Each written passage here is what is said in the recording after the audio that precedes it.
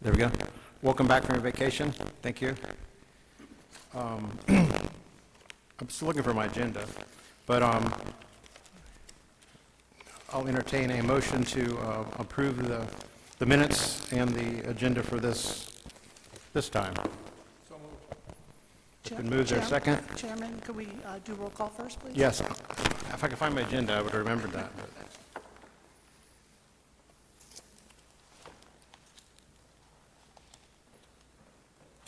I'm used to a book. That's just a small one. Gotcha.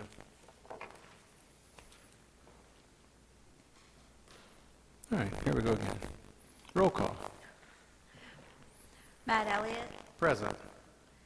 Jon Draper. Tal Rancourt. Pam Brewer. Jack Comley. Thank you. We have a motion that's been moved to approve the agenda and the minutes from April 1st. Is there a second? Pam seconds it. Will you poll the board, please? That was Jon Draper and Pam Brewer, right, that did the motion? Pam, so I recognized. Okay. They did this, John did the first and Pam did the second? That's correct, I'm sorry.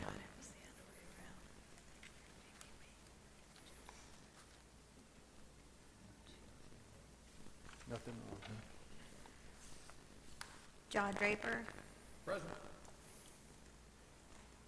Pam Brewer. Yes. Matt Elliott. Yes. Jack Comley.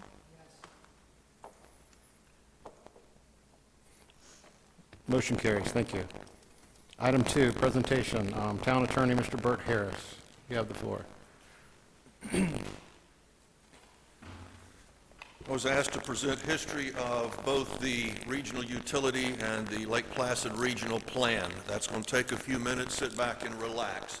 Feel free to interrupt during the process while questions fresh on your mind and the issues before us all. I may get discombobulated, but we'll figure it out.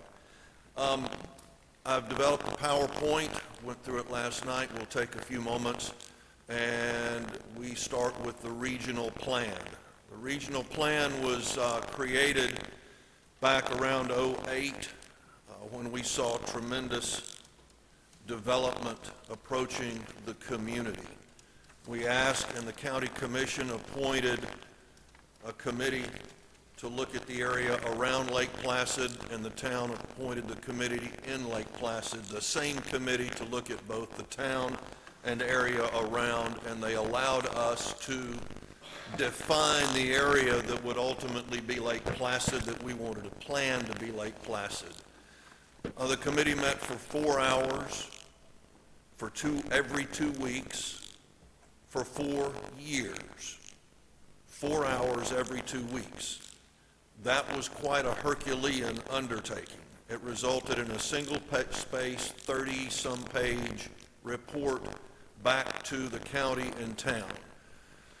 It addressed density, intensity, meaning density being residential density, intensity being commercial development, transportation, roads, as well as trails and paths, utilities, signs. It's the reason you don't see billboards, any more billboards between 70 and Likes Brothers. It prohibits billboards and regulates signs, regulates tall buildings around Lake Placid, keeps pretty much the downtown as is, or within, I believe, 2 or 3 stories. It regulates private and public parks. We've addressed level of service. We addressed lakeside parks because so many developers want to buy a lot on a lake and make that accessible for their 2,000-acre development next to the lake. And that, of course, can upstomach the folks right and left of that park, as you can imagine. For example, that provision says, let's look and see how many residents ultimately will have use of that park, and that's going to govern the size, minimum size, the setbacks and buffers. If if it's a big subdivision, that, if you're going to use the park, it may require more lakefront, more buffers. It addressed landscaping. You've seen some of it in our community already, trails and paths. You've not seen a lot of those yet. At the end, the plan or recommendation was adopted by the Board of County Commissioners. It was adopted by the Town Council, and it was approved by the Department of Community Affairs in Tallahassee. It's easy to find in the County Commission's Code, I believe, Chapter 12. You can see all of our plan in one spot. It's called the Lake Placid Regional Plan. There's a map in the County Commission Code. I believe, did one of the maps, pardon me? That map shows the area from Highway 70 up to Likes Brothers, the Three Nellies, being addressed by the plan. The plan allows a developer to elect whether they want to go, again, the rules are the plan was adopted by both governments, town and county. So the development rules are the same whether you're in the town of Lake Placid or in the area around Lake Placid, shown on that map in the purple. That keeps a developer from going to, and it was happening in Sebring all the time, not so much here, they'd go to the county and the county said, yes, we'll let you build a subdivision of so many people and you do have to do these other improvements or you don't. Well, they'd turn around and go back to the city and the city would say, well, we'll give you X more density, and then have a competition between the city and the county, play one off against the other. So this eliminates that and says everybody's going to play by the same rules. But a developer does get to choose which government they want to use to go through that rule process in getting a final development order. They can come through our LPA, through our town council if they have annexed. If they're next to us, they can choose to annex and then come through our process. Or they can say, thank you very much, we'll stay in the county, go through and get our land use, zoning, and development order from the county, and then annex. And we have to recognize that. That's part of the deal. When the county commission said, we'll enforce your code, but you got to recognize our decisions. Okay, that's fine. It's all under the same rule and the same format. That was rolled into the county and town's 2030 plan. We're now going through the process to update our 2030 plan to become the 2050 plan. The county is ahead of us by a couple of years. So it's important that we look and our community looks at our comprehensive plan, the Lake Placid Area Plan, to see if there are things we want changed in the area plan so they can be done not just in town, but in county. Today, the provisions in the town and the county are mirror codes. Again, you can't find them all in one spot in Lake Placid, but they're the same in substance as the county.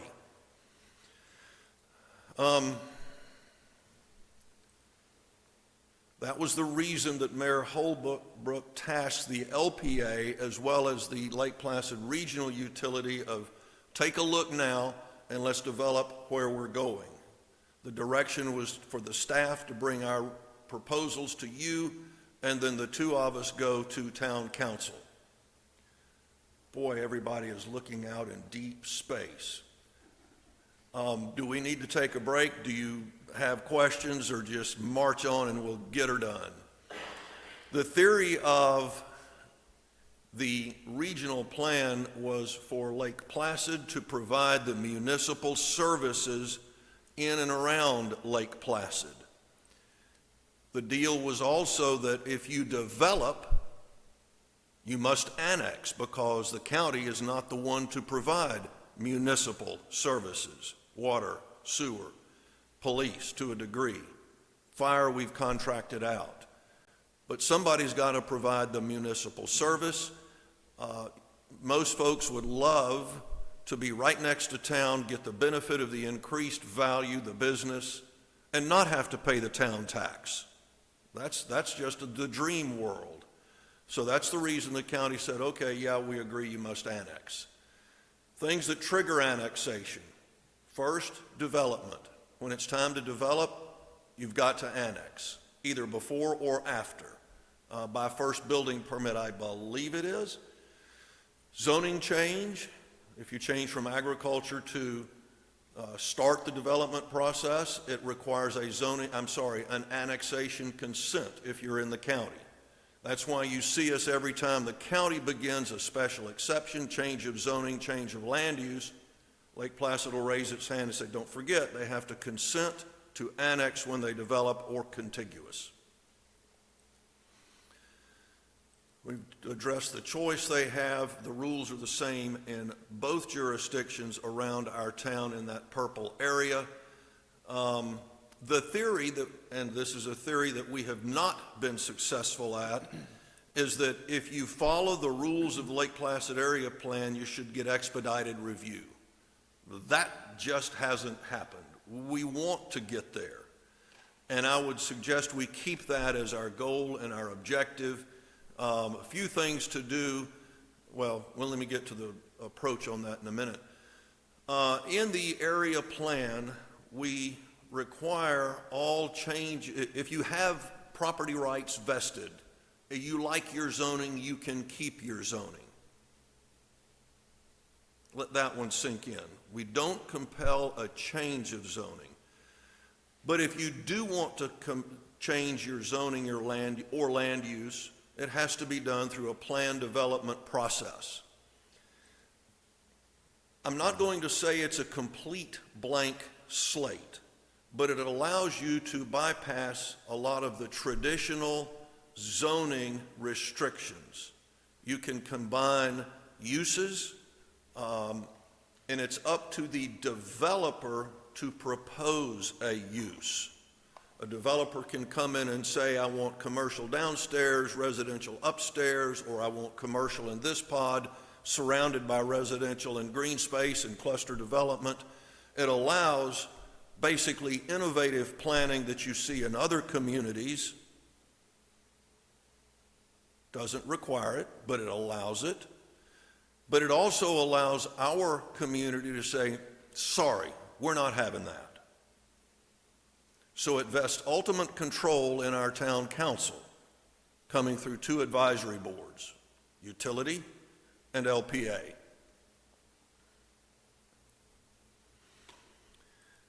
It also, our regional plan has development standards. It doesn't say you have to have buildings, it has to be 7 stories or 6 stories. Like for example, your setback is 7.5 feet. Setbacks can be modified and changed, but our standards have to be addressed. We have, we'll get to those standards in a moment. It also, when we're looking at the theory, there's a broad statement in the very first part that says all development's got to pay for its own expense. It's not, the concept is if a development brings heavy traffic, you might have to contribute to the road construction, provide a road, expand a road. Development is not supposed to come out of the local taxpayer pocket, the cost of development. It's not the good idea of Bert wants to develop his land next to town and he wants somebody else to pay for the roads or the water or the sewer. So, and oh, by the way, in the process after the committee was appointed, the landowners, the big landowners in the area, hired professionals. They had land use planners that came to every one of those meetings, or almost every one of those meetings. So landowners were represented, and this process was a give and take and compromise with the landowners at the time. This was not just the government view or Bert's view or the mayor's view or the county commission's view. It was melded and cussed and discussed, And I'll tell you, it challenged some friendships at the time. But I think it came with a good result. I've made the point, if development doesn't pay their own cost, then it comes out of the taxpayers. And that's the objective we have. And of course, a developer may stand up, oh, they're being mean to me. They're not development friendly. Sure we are. We just want you to pay your fair share. So you hear the mean word all the time. The standards of the development were intended to more or less preserve the character of our community. We have a maximum density of 3 to the acre. That can turn into 4 to the acre because you get residential density also under your commercial development. You just get to move that density elsewhere. So you can cluster your density. Yes, sir. Three what? Residences? Dwelling units per acre, I'm sorry, with a right to cluster up to 12. I'm going to preempt Pam a minute. Pam says, well, it's hard to get more than 2 per acre with the requirements. Pam may be right.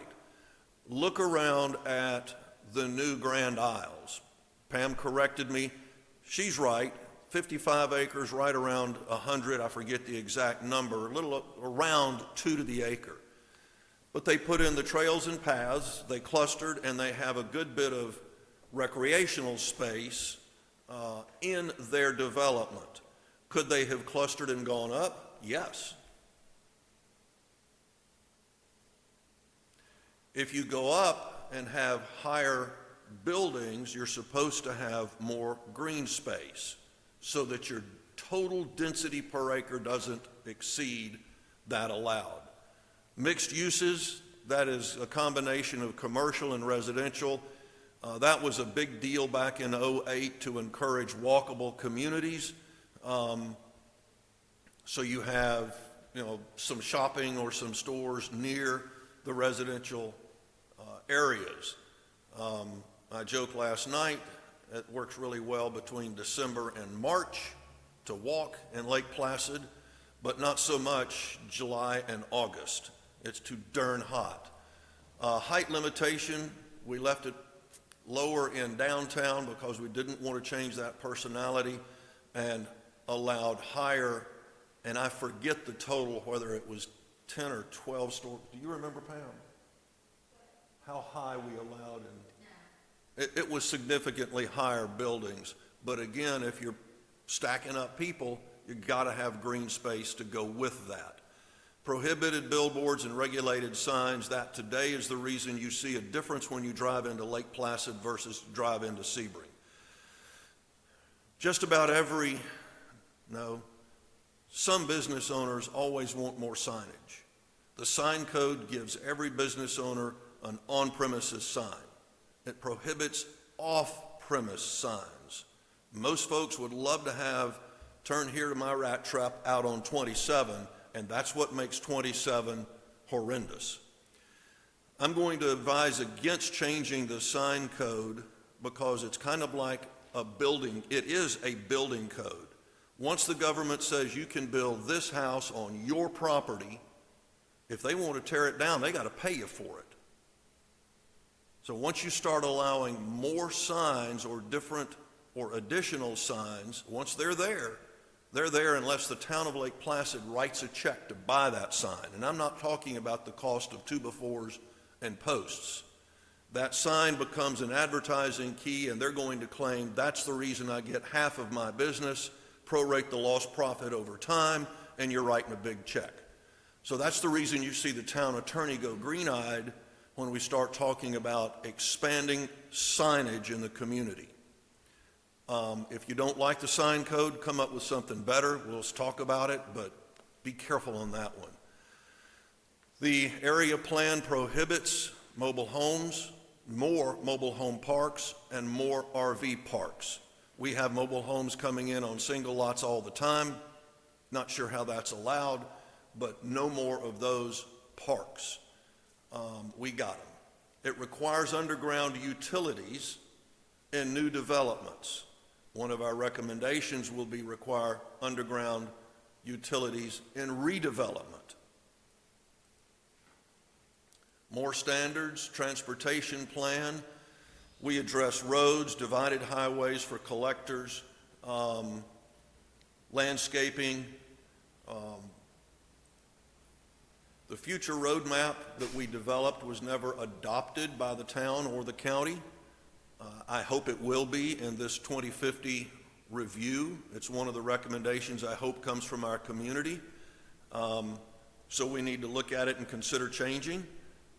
One of the issues we discussed about changing, and this is an LPA, not a utility issue, is looking at keeping Interlake and Main as two-lane roads rather than four-lane roads, as our plan suggested was needed. Think about getting Placid Lakes out to 27. Not a lot of ways to do that. Think about developing the vacant property between town and Placid Lakes.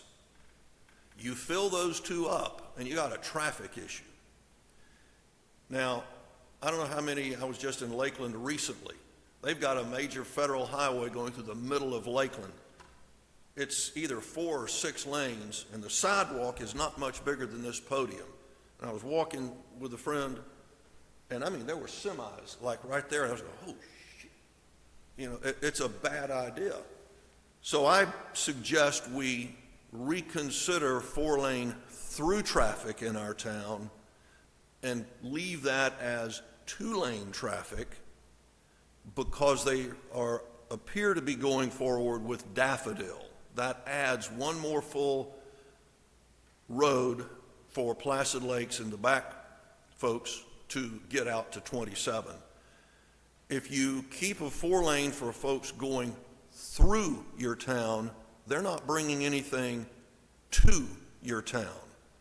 Save your town for your town facilities. Folks want to come in, shop, visit, walk, see the etc.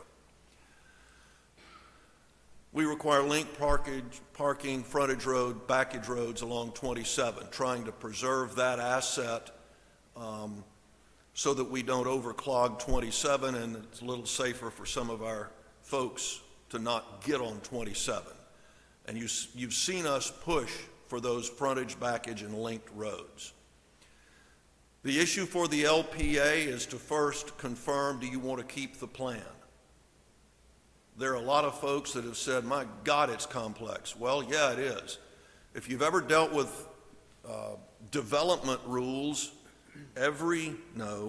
some developers, owners, are doing their best to dodge and get around the rules. Well, can't I do just a little bit different, and can't I do more? So these rules were written with specificity. And you got to sit down and read them to understand them. And that's one of the problems. Some of our land use folks have not read those rules and get mad when we say, no, wait a minute, here's the rule. So first we've got to decide, are we going to keep it? My recommendation is, if you don't like something in it, come up with something better. Don't throw the baby out with the bath. Road plan, like I've already addressed that, needs to be revised to go to 2-lane roads for for Interlake and Main. Main Avenue, I've got a slide I'm going to show you here in a minute that's the concept to renovate Main Street with CRA. Another recommendation is electric underground when renovating. Stormwater, we've got a grant pending, and I don't know what the last word is in that sentence. It came out wrong. Somebody was typing too fast. That would be me. We've got a plan as to how to address our community's stormwater. Annexation of enclaves, we've got a proposal from the county on enclaves. That will include the county's request that we take on roads. Another recommendation is that we establish our PD ordinance template for residential, commercial, 27, et cetera. Those standards we talked about a few moments ago of frontage, backage, signage, et cetera, put them in a template so a developer can't come in and say, here's my PD. Staff, certainly LPA or council, would not be able to look at a document and see what's not there. And that's one of the problems I think we've run into over time it's forgotten, and then it comes up at the last minute and somebody says, wait, what about? But if we come up with a PD template as well as a better explanation on the record of comply with our plan and we'll get you through this best we can, fast as we can, hopefully on an expedited basis. Road maintenance. This is the part that you compare with annexation of enclaves. The county wants us to take over maintenance of all roads in the town of Lake Placid that are not major or minor collectors. All roads in Lake Placid that are not major or minor collectors. Think about my friends in Placid Lakes. Who maintains their roads? The county. They pay the same tax in Placid Lakes to the county that we pay in downtown Lake Placid. Businesses and residences alike. We all pay county tax. So if they're going to maintain some roads, they should maintain all roads. Why would they tax us and not maintain our roads? The tax for the town of Lake Placid is on top of and in addition to, not replacing, the county tax. So they want to shift that cost to our town tax dollars. I have opposed that, and I'm now persona non grata with the county attorney because of planting my feet against that. The same thing happens with police protection. The large part of your budget for police, to the county, is sheriff. Yet they say, no, you go tax your citizens and you provide police protection. The sheriff will tell you, we'll still go there if called, but you want a higher level of service. Well, I don't feel necessarily less safe outside of town than I do inside. I think the level of services are good. Not trying to get rid of the police department. But I don't like the tax structure. And to add roads on top of that is troubling. That's going to be an issue addressed by council, not by me, not by this board. So we've got to figure out what we're going to deal with as a community in roads as we go through and revise our long-term plan and working relationship with the county. This was prepared by Pannoni engineers when they were looking at how to do the traffic circle at Interlake and Maine. I don't show you this for the sake of advocating a traffic circle, although I think it would be cool, but I show you this to say, look at the sidewalk expansion, and those are umbrellas and seating areas along the side. Kenny would love that. And they do the same on this side because they narrow. If you go down Main Street on either of these lanes, both of these lanes are just about wide enough for two cars to go side by side. Almost. Doesn't feel comfortable doing that. Their point is narrow it to a two-lane road, a true two-lane road, and pull the parking spaces closer to that lane of traffic, so you will have more area along the side in front of the businesses for landscaping and making a quainter downtown. So you might want to consider saving up your CRA money and actually renovating infrastructure along Main Street. That to me would bring the greater character to our community. Okay, we're recommending updating the electric codes. I've discussed that to say underground for new as well as renovations. We recommended in 2008 creating a utility undergrounding fund to add $1 per month per electric account. Not going to kill anybody, but it would raise, if we'd have done it then, now we'd have a bucket full of money to pay to underground a whole lot of lines. It's not too late. I think we ought to keep slugging and keep trying. Both governments approve that, but we've never done it. Frankly, after 4 years of this, somebody we know and love was tired of planning, and I just gave up and sat down. But I think that's one that I would encourage you, the commission, to consider. New distribution lines underground, of course, and another proposal that's on the I would also raise the monthly fee to $2 per account. That's just an inflation adjustment, in my opinion. Trails and paths, need to modify that one to adopt the new state standard. The state standard is a little wider than the ones we designed or put in. Require those in development and redevelopment. Internal paths, they just did that in the new one approved near Lake June Point. What's the name of it? At any rate, they did internal, and they have committed to an external path that will connect to our path system. We have the right-of-way for paths. We acquired it along North Tangerine, and we got a 30-foot right-of-way going out to Lake June Point. So we've at least got the start of that system where the town owns those 30-foot rights-of-way. And we're working on the right-of-way all the way out to Placid Lake so we can connect that with a 30-foot path.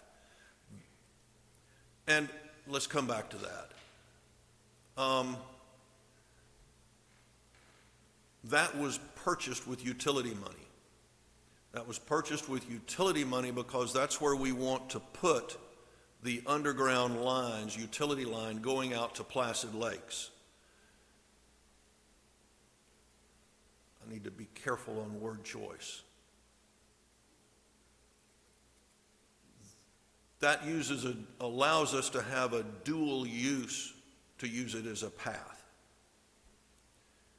The reason I feel strongly that it's the right thing for utilities, if we put the utility line in the right-of-way, we're going to be looked at, and they have to expand that road, we're going to be looked at to pay the cost of relocating that line.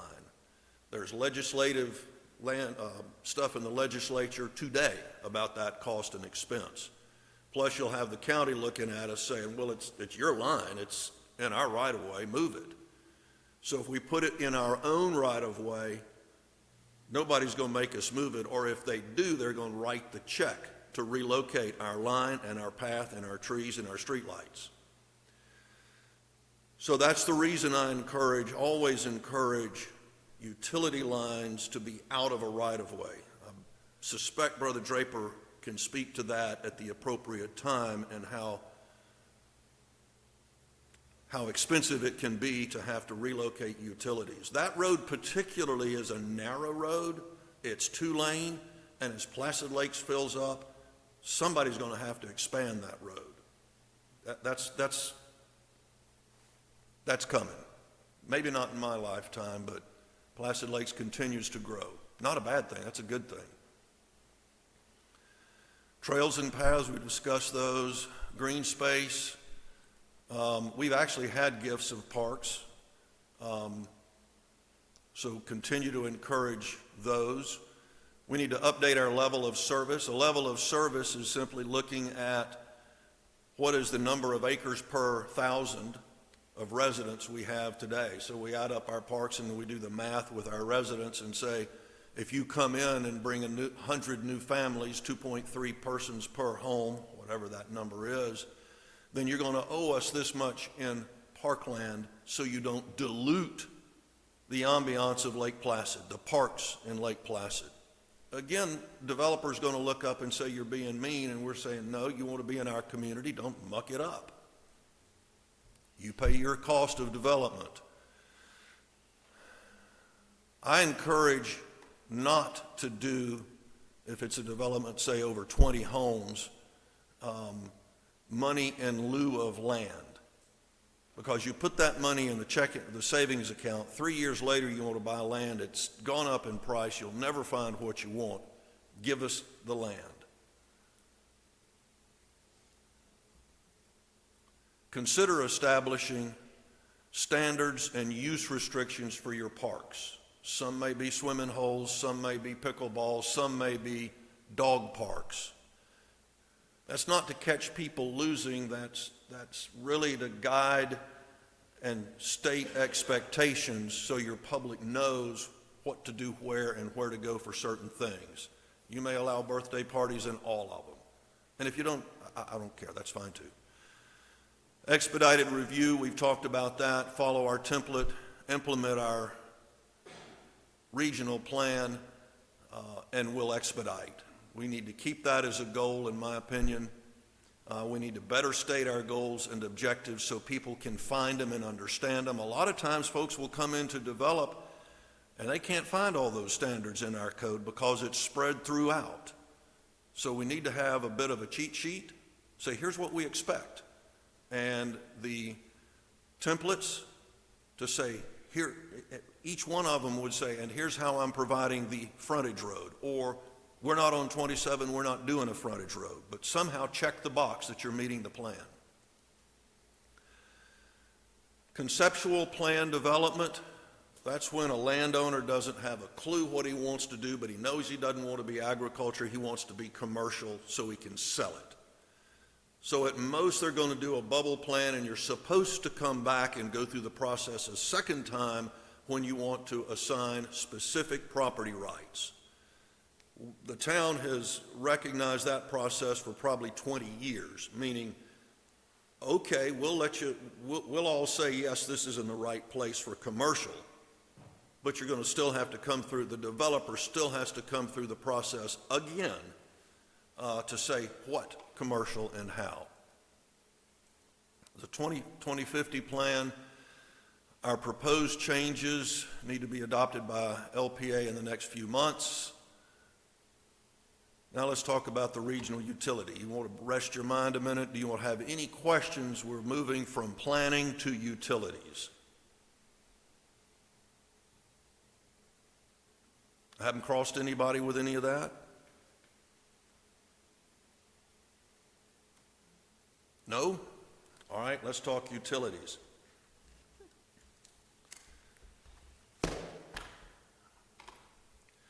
Our system comes from a combination of 3 different utilities. Those of you who've been on the commission, like Brother Draper forever and ever and ever, and Pam know this. We had a small town system that serves Zapoolaville and the school. When that got full, we built a 250,000 gallon treatment plant. Supposed to treat 250. Joe Barber told me it has trouble. He doesn't think it'll go over 200 because everything's more concentrated now due to low flow stuff. We got a legislative grant from the state to buy the Pew system. Pew is the one that runs from 29, his plant on 29, a homemade plant cobbled together. If you haven't seen it, it's a work of art. You ought to. You'll find it, I find it unique, let's say. But he runs up, had the 27 corridor and water's edge. So we bought that, put it in with the town, and then convinced the county to give us the Tomoka systems, water and sewer. County was not in the utilities anywhere in this county except Tomoka. Tomoka had a problem with their developers. They went to the county, the residents did, and said, y'all need to buy this. And they said, we will. We're going to borrow the money, and you're going, through your monthly fee, service that loan and pay it off. County really wanted to sell us that system, but we pointed out, look, those poor people have already bought their system twice because they did that and paid off the loan for the developer and then turned around and paid off the loan for the county. And oh, by the way, why should you profit on that again? And we're going to be the regional utility, and we're going to work with you and be your hero. They agreed and gave us those 2 plus Highway Park. Part of that deal, we have an interlocal agreement with the county. That's in the stuff that was handed out to you. I'd like for you to find that for just a moment, and let's see if we can work through a couple of issues.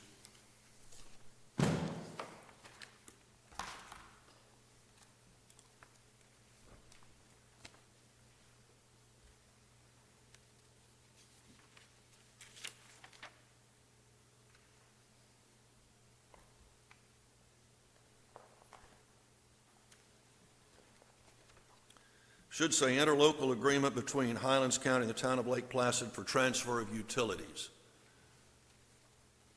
That's a document that really should be the cornerstone. That plus our utility code should be the cornerstone of your existence. The utility code implements this document.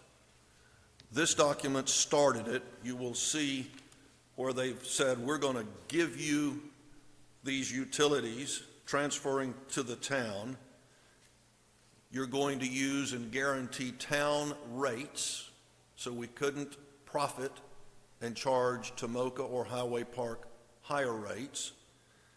And we agreed not to charge the extra 25% that you can do for out-of-town users, because those systems were already constructed and almost completely paid for. Normally, we would be building those systems, and that kind of justifies the additional cost.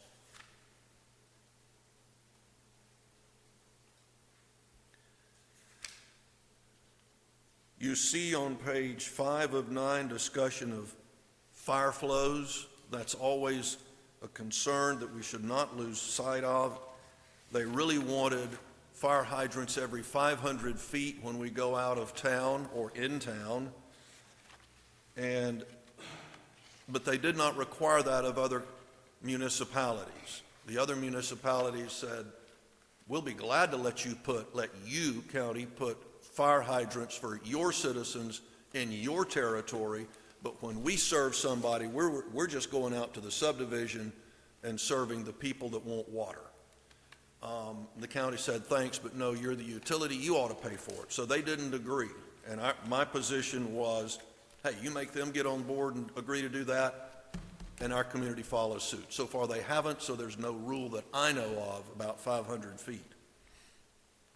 Probably the right thing to do, but somebody's got to write a check. Then we talk about new development, and we go into annexation requirements, and we swear we're not going to annex Tomoka Heights. Tomoka was very aware of these discussions, and they said that's fine, but don't annex us. We don't want to pay the extra town tax. We said, okay. We were trying to get a utility stood up. Same with Highway Park. And notice in 9 on page 7, you've got capacity reservations for both. They didn't want us having development near Tomoka and then run out of capacity for Tomoka, because it was not built out at the time. Same with Highway Park.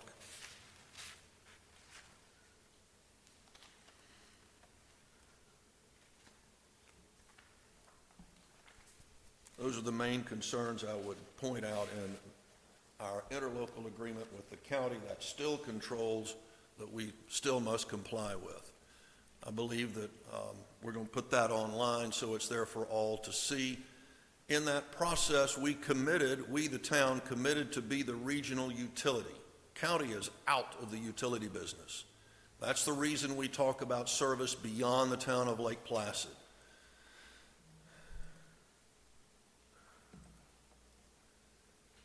And we waived, I think I mentioned, the 25% surcharge because the systems were in place and built just like ours were.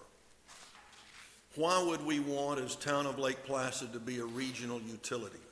That's probably where I should have started. The opinions that I carry, and every time I've talked to a utility person or an engineer, I try to ask this question because I'm not one. But my understanding is with utilities, water or sewer, size matters. Economy of scale matters. If you have a much larger system and you've got a 10% reserve, you've got better ability to totally replace the lift station that goes away. So you've got better resilience across your system. I invite Brother Draper to agree or disagree with any of these concepts. I believe you're going to have lower operational costs, particularly since we're switching to this new plant that is supposed to be as state-of-the-art as possible and getting rid of 3 older, much more difficult to operate plants. Instead of having 3 people to go make sure it's doing what it's supposed to be, we're down to 1 person, 1 site, 1 set of chemicals. Yes, it'll be more chemicals than any one of the three, but my money says that the operation will be better, and of course we don't have to pay off a $40 million loan to build it. Additional tool to manage town growth. Don't understate this. This alone, in my opinion, brings a huge benefit to our town to help manage growth. Manage, control. Pam will catch me when I slip and say control. When I talk to folks that are visiting or moving here, they like the ambiance of Lake Placid. They're leaving the density of, or getting away from the density of other communities.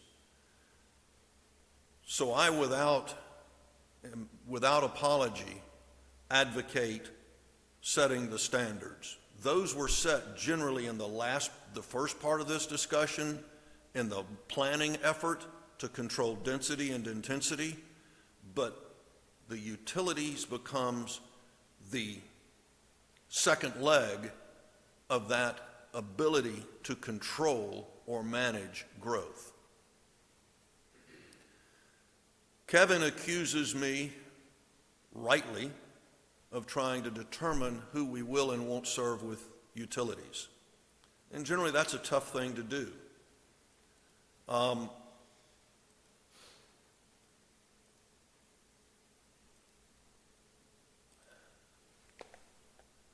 I say it's okay in this case because we were given a grant to provide sewer to protect our lakes. DEP didn't give us $40 million and say, here, put in new development. Not at all. It was not in the application. The application 100% spoke to protecting our lakes, getting septic to sewer, and completing the town. Ask why we do the septic to sewer, going to the second why before you. Declining water quality. DEP has determined several of our lakes to be impaired waters of the state, and the state of Florida is raising the bar on private wastewater systems, the septic tanks. One of the guys that was on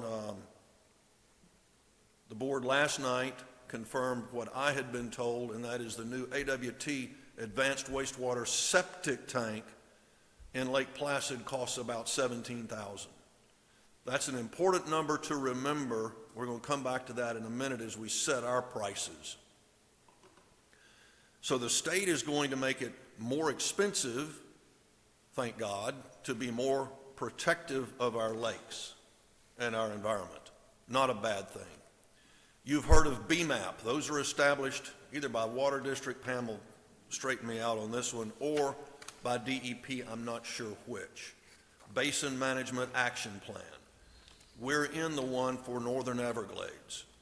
That's the one that says your discharge will be at the advanced wastewater treatment standards. Existing plants have to be converted, as well as it addresses, and I don't know the exact dates of the phase-in, septic tanks.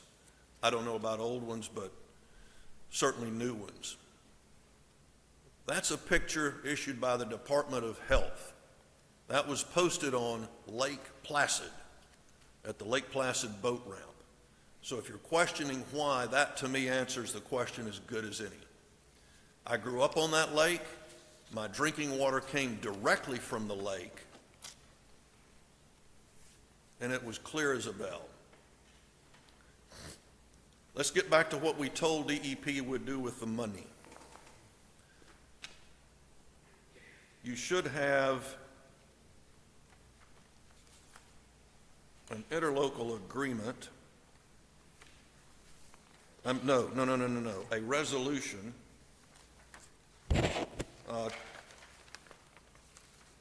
Should be two. One is 2312, and there should be an earlier one.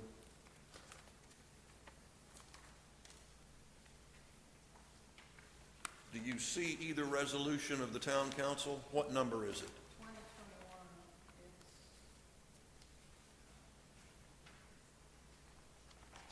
sorry? It was signed in 2021. What number is at the very top? Resolution number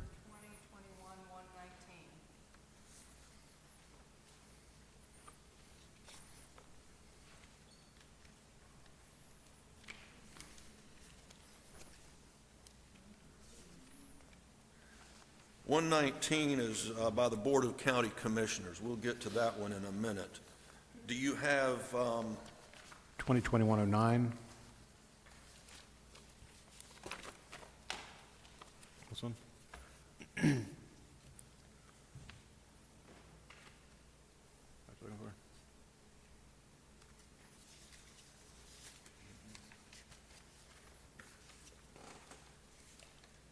behind 9 you'll find 10.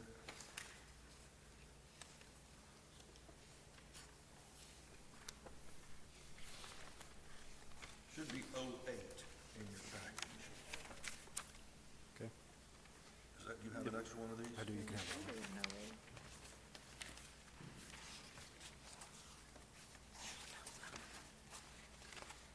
All of these resolutions, save the one adopted by the county, were adopted by the town council authorizing the grant application for the $40 million grant.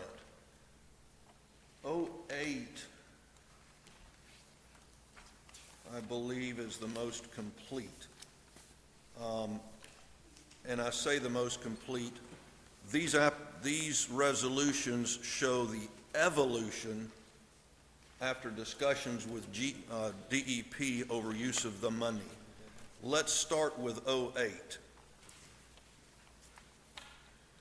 Section 1 points out to DEP, we qualify for special consideration for 3 different reasons.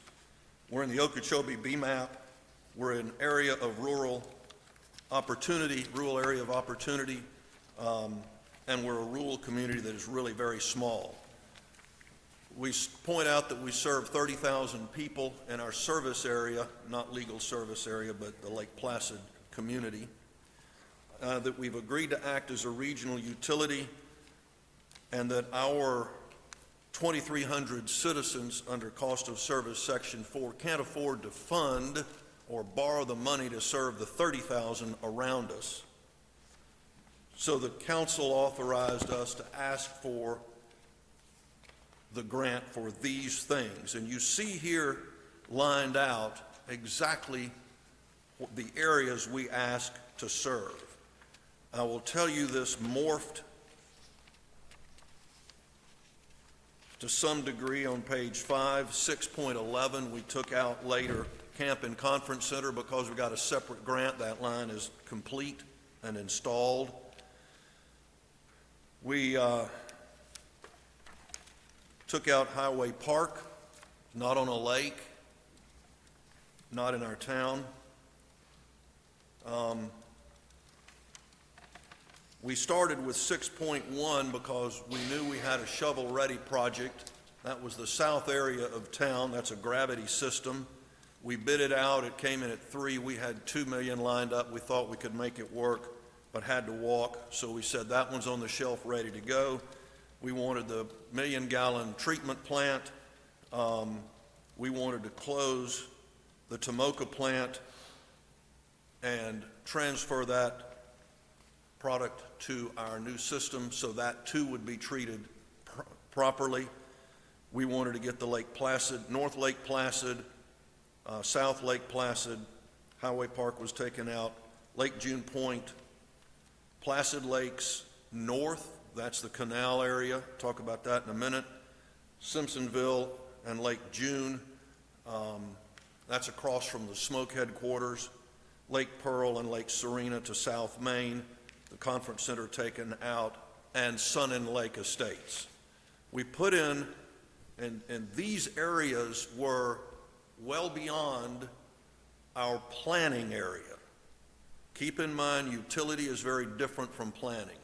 Planning was based upon the fact that the major subdivisions on the north, Highlands Park, what's that other one back, on the south, Sun and Lake and Placid Lakes, They're planned, they're platted, they're under construction, roads are in. As planners, there's nothing else to do. That's done.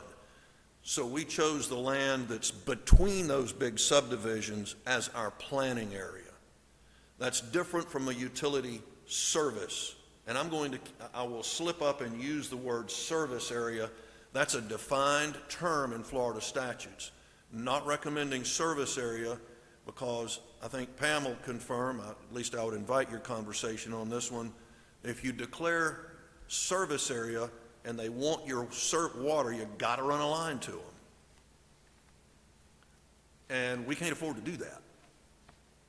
So we're saying we're willing to serve this area, but not that we have to serve the area.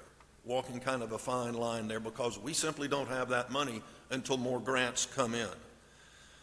So the point being is we asked the state of Florida for the $40 million to serve our area, our town and our area lakes, period. Go back and read through every one of these resolutions. You will see nowhere where we want to serve new development.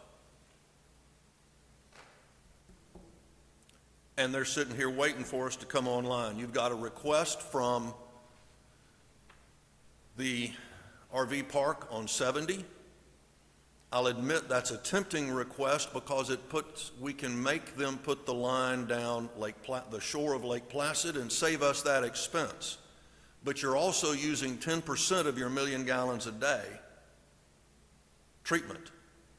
You're also violating what you told the FDEP that what you would do with the money.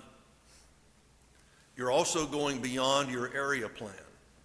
My counsel is reconsider that and say no. For a multitude of reasons.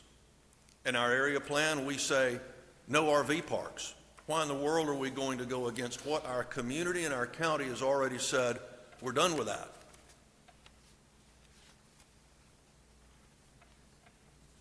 The other resolution, you've got the one I mentioned from Highlands County. We went to the county before we applied for this grant and said, we want your support. You designated us as the regional utility. We're here to support your constituents as well, and we need your help getting this grant. They adopted the resolution that's in your package and certainly agreed and stood up and said, yeah, this is the right thing to do. They invited further discussions. For example, when we get down to implementing these, still don't know how. We keep, a lot of at-bats on these, not always home runs, but so far we're not out, meaning we still keep applying for the grants to implement. The grants now say if you take our money from DEP today, it wasn't in this $40 million as a condition, you must hook up your customers. Yee-haw. That's going to be fun. So the county knows that, and they're working on a way to adopt mirror ordinances, again, the same that we're doing, that we would enforce in their jurisdiction. Don't know that that's going to happen. That's a new concept for the county. May work. Something we'll have to talk about for a later discussion. So the point is the $40 million you were given is to serve our existing citizen. I've reviewed the areas we said we would serve. No new development was to be served by this. The applications were based upon Bert and Joe Barber saying we think, and I relied on Joe for the costs, and boy, did we miss it. Well, it's not that we missed it that much. Joe had put in a lot of utility lines somewhat recently. You saw our request for support, that's already done. And there's the county's resolution, you've got it in your hand. We got the $40 million.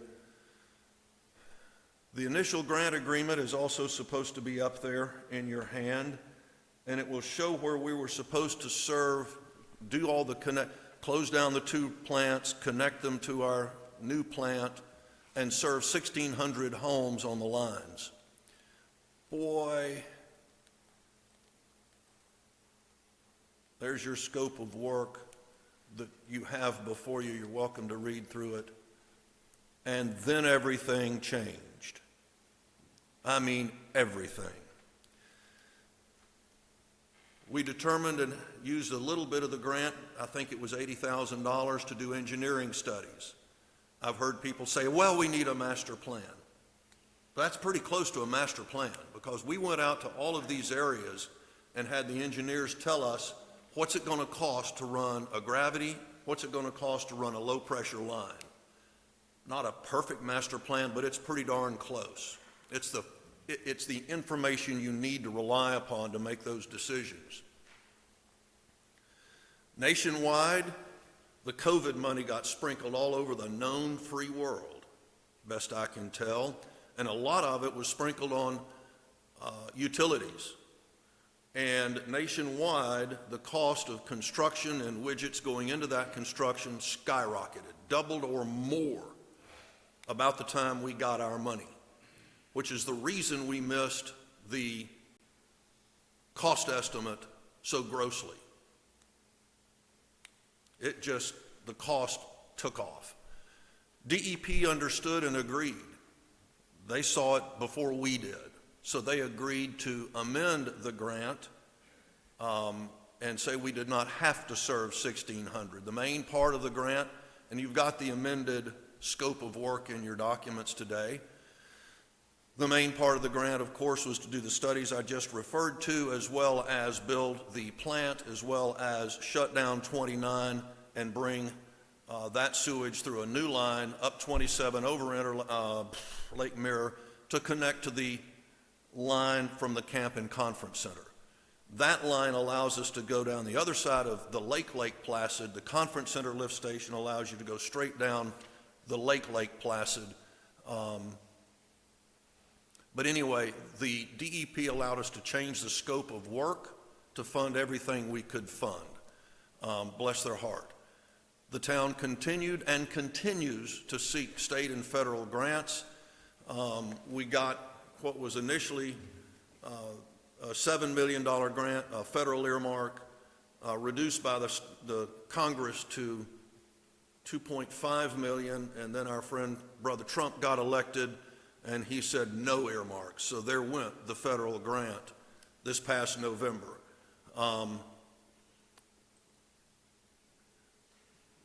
You've got this and some supportive documents.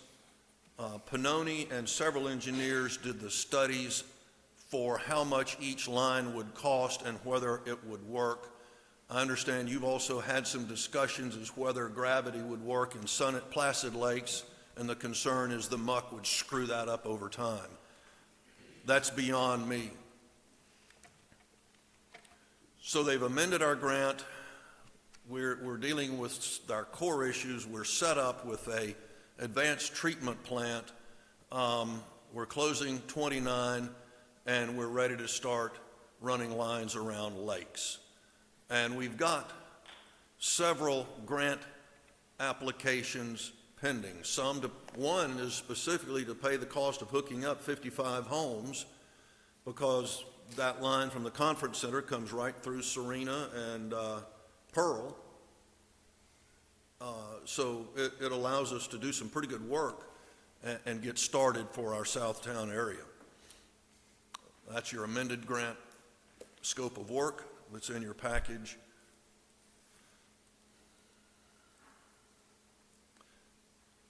So here we are, septic to sewer future. That's an incomplete, somebody was in a hurry. Our existing system treats about 120,000 gallons today, 20,000 coming from the Pew system on 29, Conference Center 30, and as soon as we get to Mocha, that'll be another 100. So you're going to have almost 300,000 committed.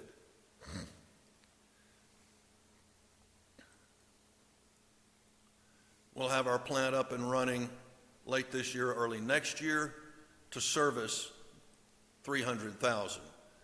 That plant, as you probably know, has 2 trains, can treat 500,000 gallons in each train. Run one train, put the other train in mothball, or switch back and forth. That's an engineer operational question, but it's not a bad thing to have capacity. As we get grants over time to run these lines around as we said we would, we've got a place to treat the sewage. I still counsel that just because we don't have the grants today is not a reason to fund new development. Let's wait and get the grants. The state's done everything we've asked. They've been a wonderful partner. When we've applied last year and the year before for hookup money, they said, take a breath, you just got $40 million. It was the largest grant to any small town in the state of Florida, I might add. You just got $40 million, get your plant built and we'll be back with hookup lines. They said that. Now, could they predict an election with Trump? No. Will they have COVID money? Probably not.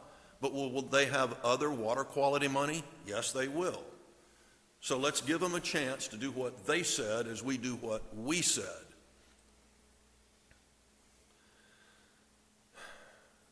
So that's your question. Two schools of thought. This is me trying really hard, as painful as it is, that was supposed to make you laugh, to be academically honest. That was the line to make you laugh. One, use the capacity for existing residents of your town. I'm going to walk through some math with you in a minute, and I'm going to tell you that is politically wonderful because we are not, it allows us to not charge our current residents and voters in town and county for their capacity or system development charge that you normally pay. It's been $3,200. I think under this it needs to go up dramatically more because it should pay every user's portion of the plant, but oh wait, we got the plant for free, so we don't have to charge our residents. The purpose of the grant was to pay the cost to hook up residents. So I think you draw a line in the sand, let's say, and frankly I don't care when, but let's say December 31 of this year, and if you've got a CO or a building, let's say building permit, give them the benefit of the doubt. Prior to December 31, you're home free, you do not have to pay that hookup. After that, you do. Even if the line is not in. If you're moving here, you pay the hookup, the system development charge. So I think it's a good thing to save that asset and let the voters know we're trying to do right. Now, we're still faced with the cost to hook up and connect, but we're still trying to get grants for that, and I believe those grants will come over time. The other side of the coin, sell the capacity at least to some developers, like the one south of town, like the one around Lake Richard. Lake Richard's coming in with 280 or 300,000 zero lot line small homes. I think the answer to that is no. We're not going to sell you that capacity. Could we sell it today, put a few $1 million in the bank? First of all, I don't think he's going to build out in 2 years, and he's not going to want to prepay for it. So it's not going to be a Santa Claus moment for us. But let's say it is, for sake of discussion. Let's say we put $3 million in the bank, $10,000 a hit. And we tell ourselves, well, when it comes time to hook up the last lake, we'll build the next unit. This is paying for the next plant. When we bought the 250,000 gallon plant, we paid a little over $1 million, I want to say $1.8 million. When we bought this plant for $1 million, it's $33 million. When you buy the next plant, my money says it's going to be $70 to $100 million. So you're not going to be able to make that incremental payment from the current guy replace capacity, because you ain't going to have $70 to $100 million laying around. You will have an income stream, and you can pass that cost on to your users if you want to do that to your citizens. Or you say, come on, developer, pony up. I think the resource goes to our existing citizens. So your decisions. What are we going to do with our capacity? Now, frankly, I'm not ready to say lock it down completely 100%. I would have said make an exception for the distribution center. 200,000 to 300,000 in taxes per year to my town. Very little services required of my town. That's a home run. They need 3 toilets. That ain't bad. We can handle 1,000 gallons in capacity a day to get that here. A restaurant on 27, another place to eat, yeah, I'd vote for that. But I'd say let's do this on a case-by-case discussion, and not get carried away with tens of thousands of gallons of capacity to new development. At the end of the day, when you step around and talk to folks about Lake Placid, do you want to see it grow? Well, most will dig their toe in the dirt and kind of wobble around a little bit and say, I like it like it is, but we know growth's coming, so we've got to manage it. That's all I'm saying. Find a way to manage it so it doesn't muck up our town. I promised you some math. Here's my attempt at being a utility engineer. There's probably several people on the podium that can correct me, but I personally break the cost of the monthly bill into 3 elements: the cost of operating and maintaining your plant and your lines and your lift station. That's the check that Joe Lunchbucket has to write every month, 30, 40, 50 bucks to operate. Then there's the cost of the lines. That can be amortized and put another 10 bucks on your bill for certain areas to pay for those lines. And then there's the treatment plant. Imagine if you had to amortize a $33 million plant over your utility bills. That's the part that's free to our citizens.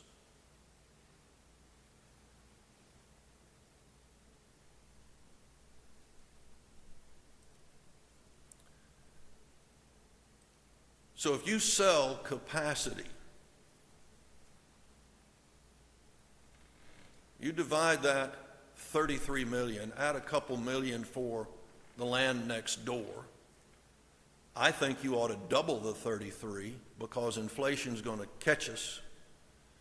But if you go just with the 33, I believe you're around $6,000 per home. I've talked to 2 or 3 utility folks. I've heard everything from 150 gallons a day per home to 200 to 280 to 300. I chose 200. Not saying I'm right, from my math. I wouldn't stop at 6,000. I would be looking at, since our plant is free, if we're selling capacity, we're really purchasing and putting aside money for the next plant.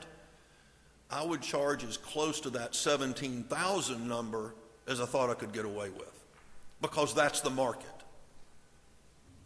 That's the market. Probably come in between 12 and 15, at least initially. You guys got to sort that out, not my job. Simply offer that for your consideration. That's the math where I was doing 150 and then I found out it was 200 and based it all on 20 years. Cost to our residents and citizens, that was the point I've been making all afternoon. Provide that capacity to our citizen. It was because that's what the grant was for, to get our existing people off the lakes, give them and I said here free charge later in this. I said, we probably ought to charge them about $1,000, and that is simply because our utility, you know this better than I, we're a little down on money, and we've got some heavy maintenance coming with some lift stations. So we might need to do that to fill the kitty a little bit. And of course, we're not even talking about connection costs yet. Still looking at the grants for that, still have a fervent belief that the gods in Tallahassee will smile on us. They would not have invested $40 million in our community if they did not intend to keep going with the connection grants. They've seen this movie. They know what we're facing. Joy may chuckle a little bit. This is intended to bring a smile. I actually called the guy in Tallahassee that after the election and said, well, my good ideas got half our council fired. And he was like, uh-huh. So they've seen the movie. They know about pushback from citizens, and they know they've got to come up with some money if they want to get the lakes protected, as I think they do. I already said one's pending.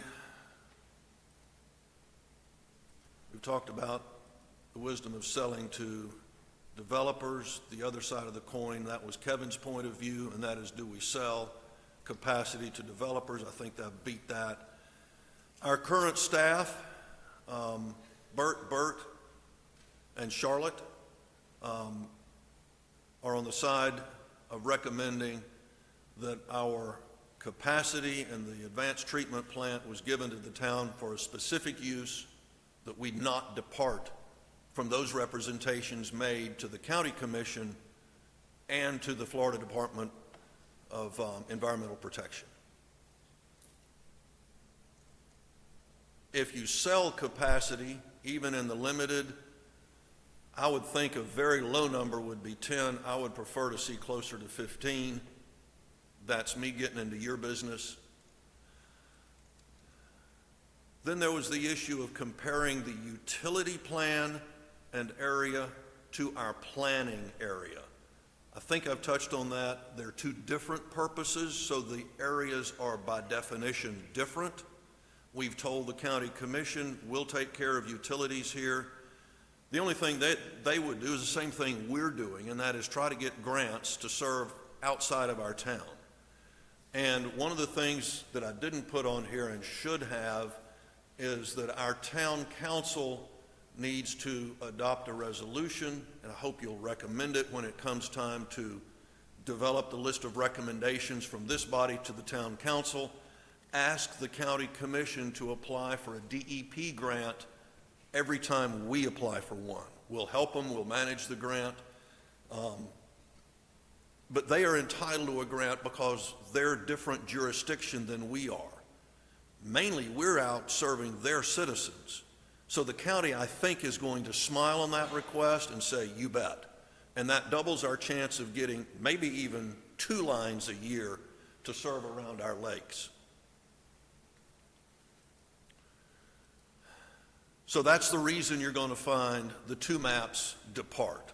Staff recommendations, do what we said, pass along the financial benefit to our taxpayers, maybe collect $1,000 from them when the lines become available and when the tap-in becomes available. Hopefully that'll be the grant to hook up 55 homes, and we'll see how that goes. May bring out pitchforks and lanterns to Joy's meeting, and we'll have to reconsider yet again. We'll find out. Continue to apply for grants for hookup and pin in under that one, and ask the county to do the same so we can double the area. Doesn't cost them to apply, a little bit of staff time, and they're serving theirs. Really big if we sell capacity, we sell it with at a replacement cost price. Page 2 of recommendations, priority for wastewater collection lines. Some technical issues, I suggest you revote on your priorities. I am mindful you established that. You removed Placid Lakes from the list. I'm recommending you put Placid Lakes back in the list, but on the bottom of the list. Connect Tomoka and close the plant. We're right now connecting 29 and closing that one. So the next project that we're applying for staff recommends we apply for is to connect Tomoka. That'll bring a line along north side of Lake June so we can hook up those folks, get rid of the plant in Tomoka. Yes, we've got property to sell on both spots. It's just more funding to help us run this utility.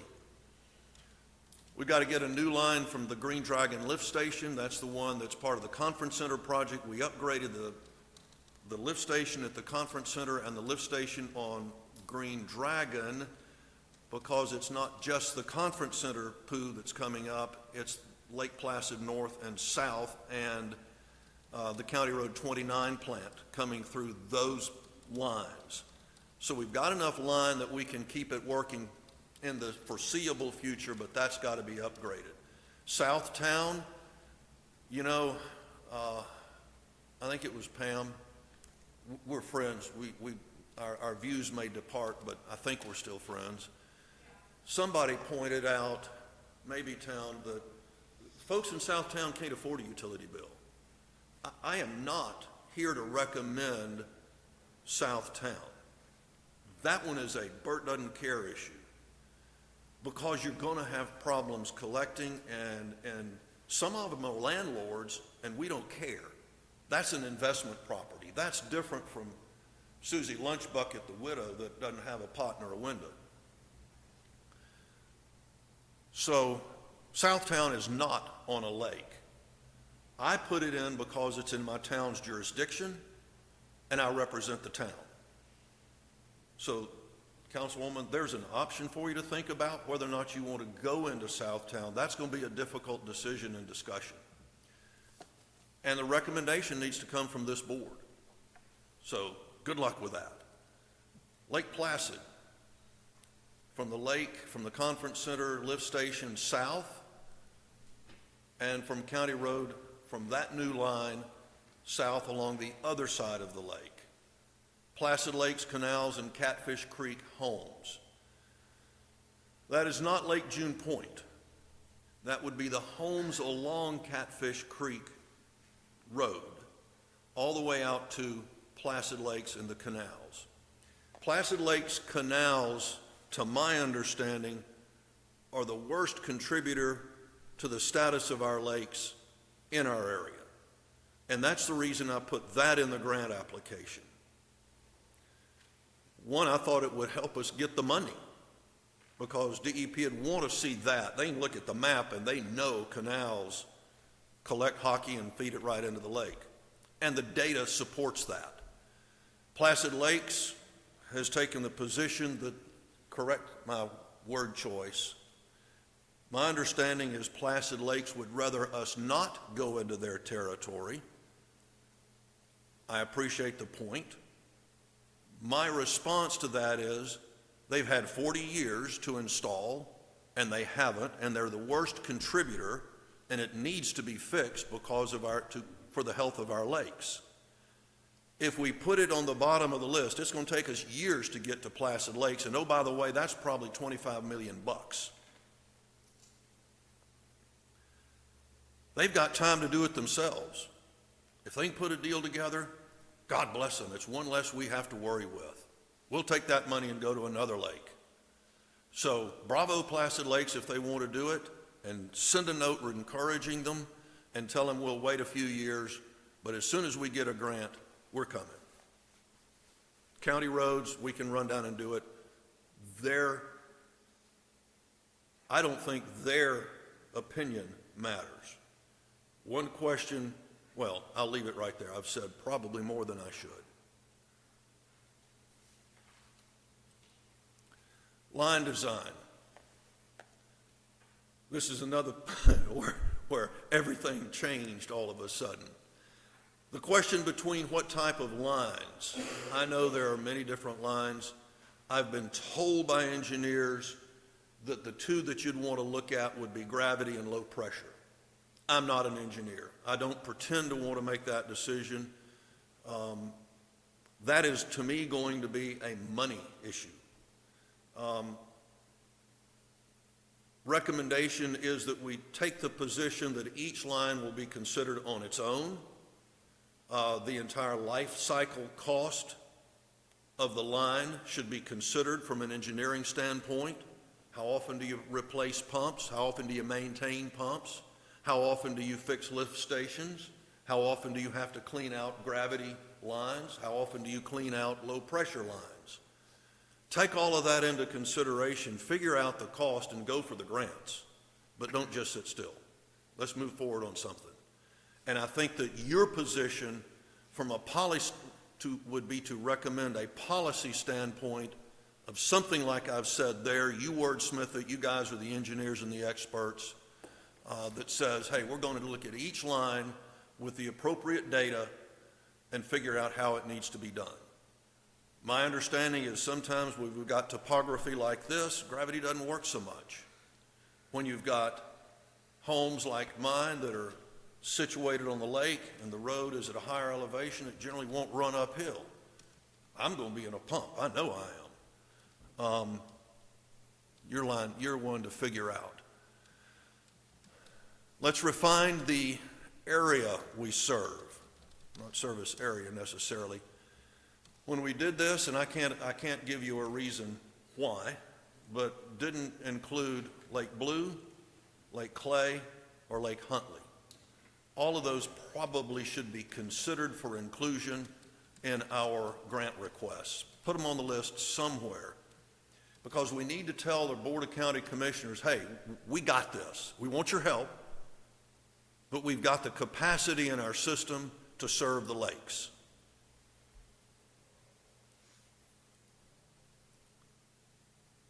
Don't call it a service area.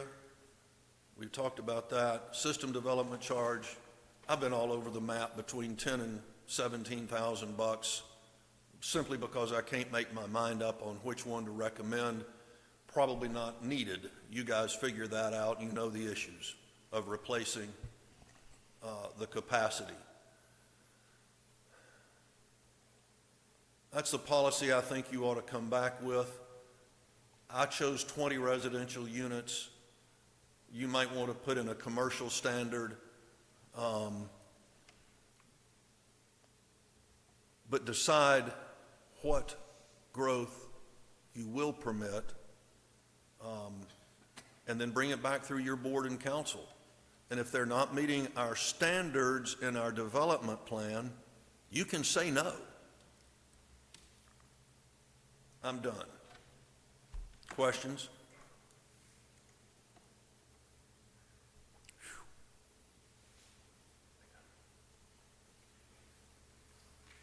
Well, no shoes came in my direction, so I'll say that's a good thing. Thank you, council. Any remarks from the public? Pam?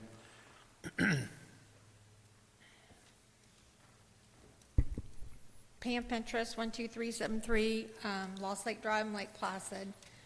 I think you have to separate this into two different discussions, the Lake Placid Regional Plan. I attended the LPA meeting last night as well, Bert gave presentation. We had somewhat of a different discussion. The Lake Placid Regional Plan was created 20 years ago, and it was about a lot of the large landowners. And it was I attended 77 of the 78 meetings. They were long, brutal meetings. My family chose to fight to stay out of it. We're the donut hole in the Lake Placid Regional Plan. We spent $80,000 in consultant fees. We did our own transportation study.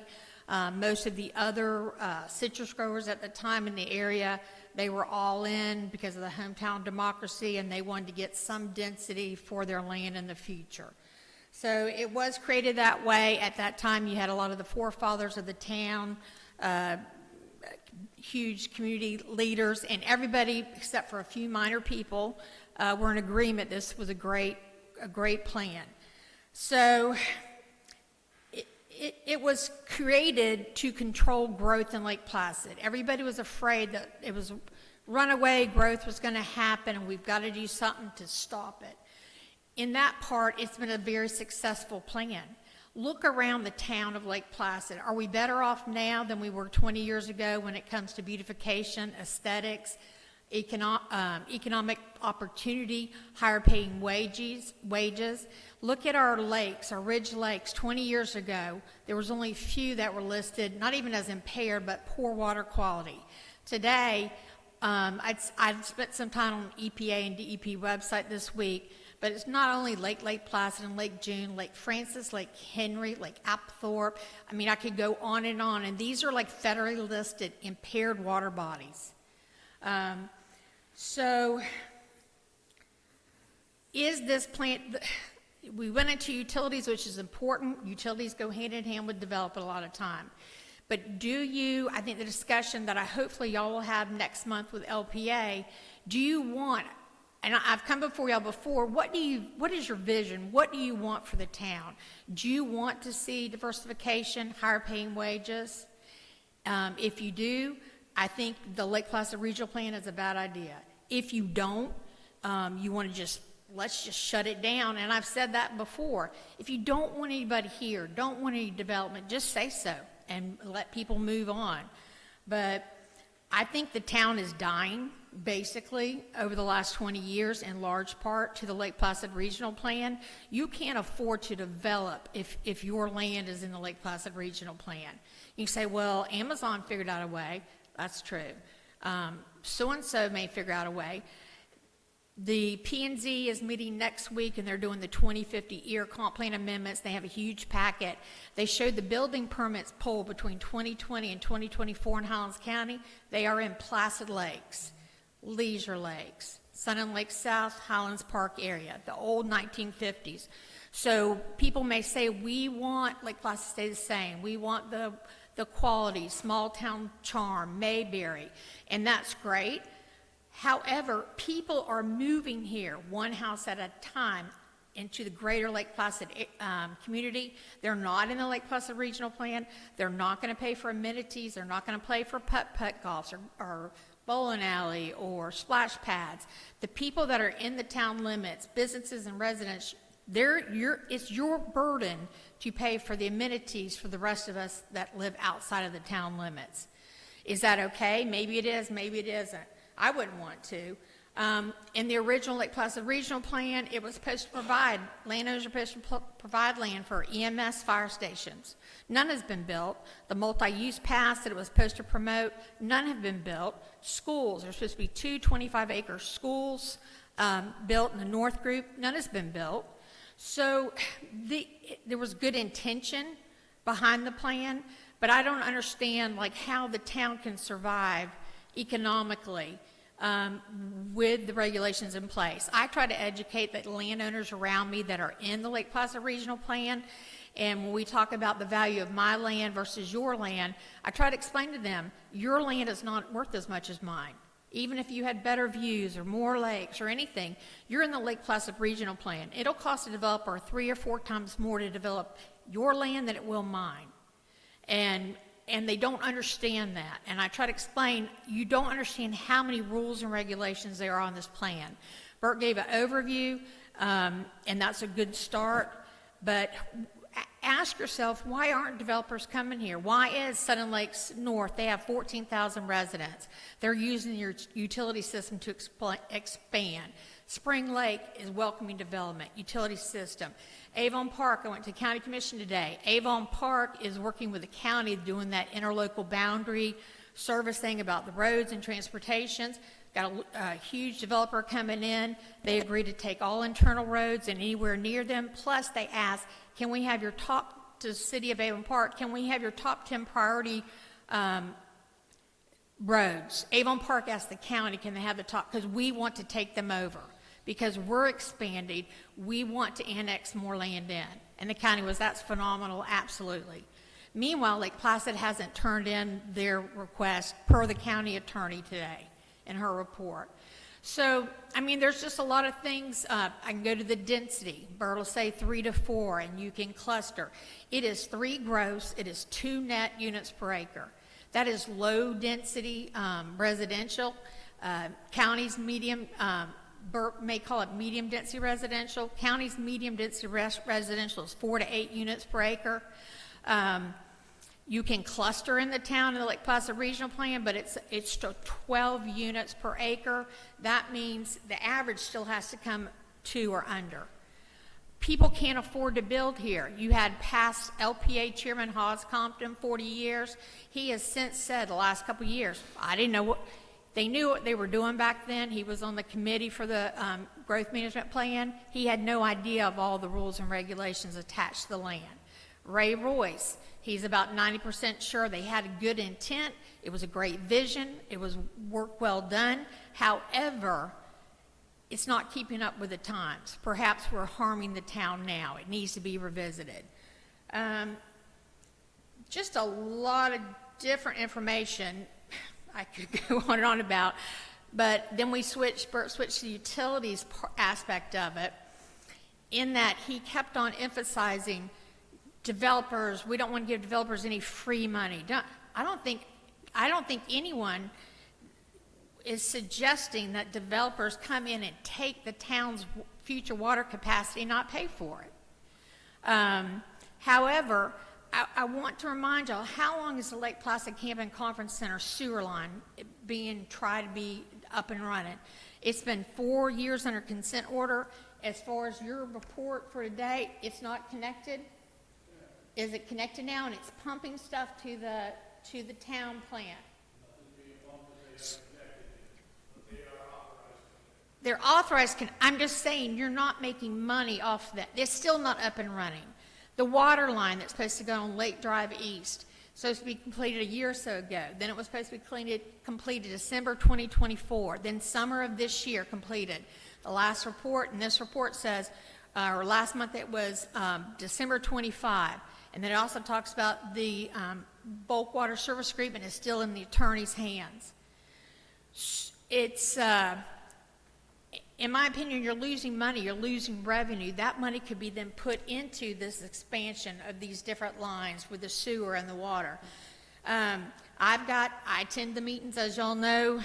Kevin, when he was here 2 different times, went over his recommendations for the capacity. You're going to have X amount, the 1 million gallons a day plant, what he would do, holding some back, having some that developers could purchase from the town. Last night was the first time I heard anyone suggest it'd be $12,500, $17,000, $20,000 for someone to hook up to the town or for the development service fee.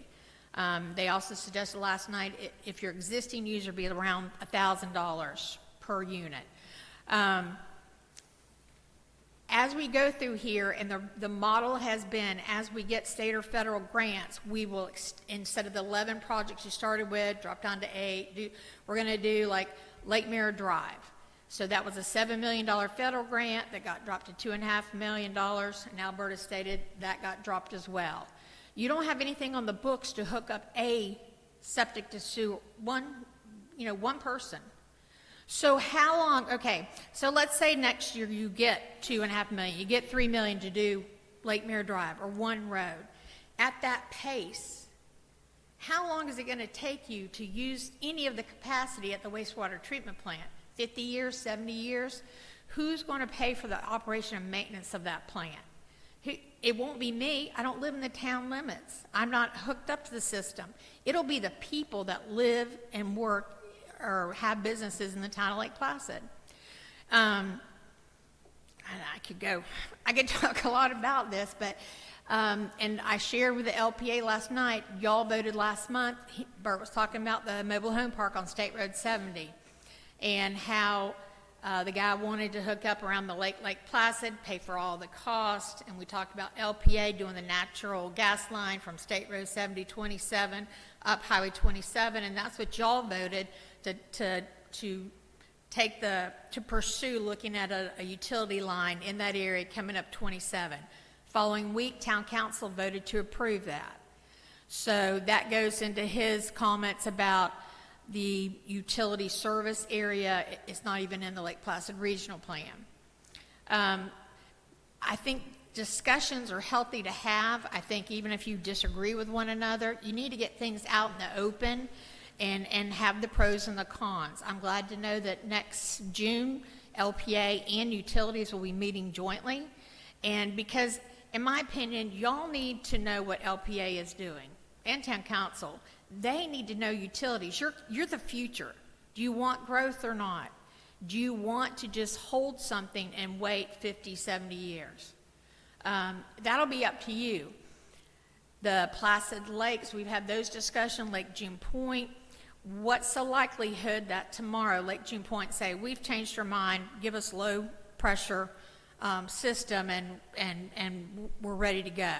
Or Placid Lakes, come on in, take over the territory, do our canals. So when we say this, when we're doing a timeline, I think we need to be realistic. I know they took off Highway Park. That's a low-income area.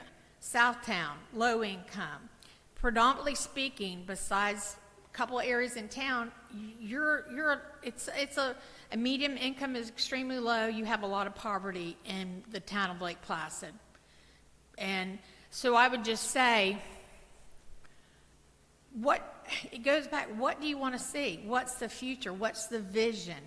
I don't see, Bert mentioned Lake Richard developer wanting capacity. But then he said that they wouldn't pay up front for the $3 million or whatever for that capacity. Well, then it's a no-go. You have to pay for the capacity to hook on.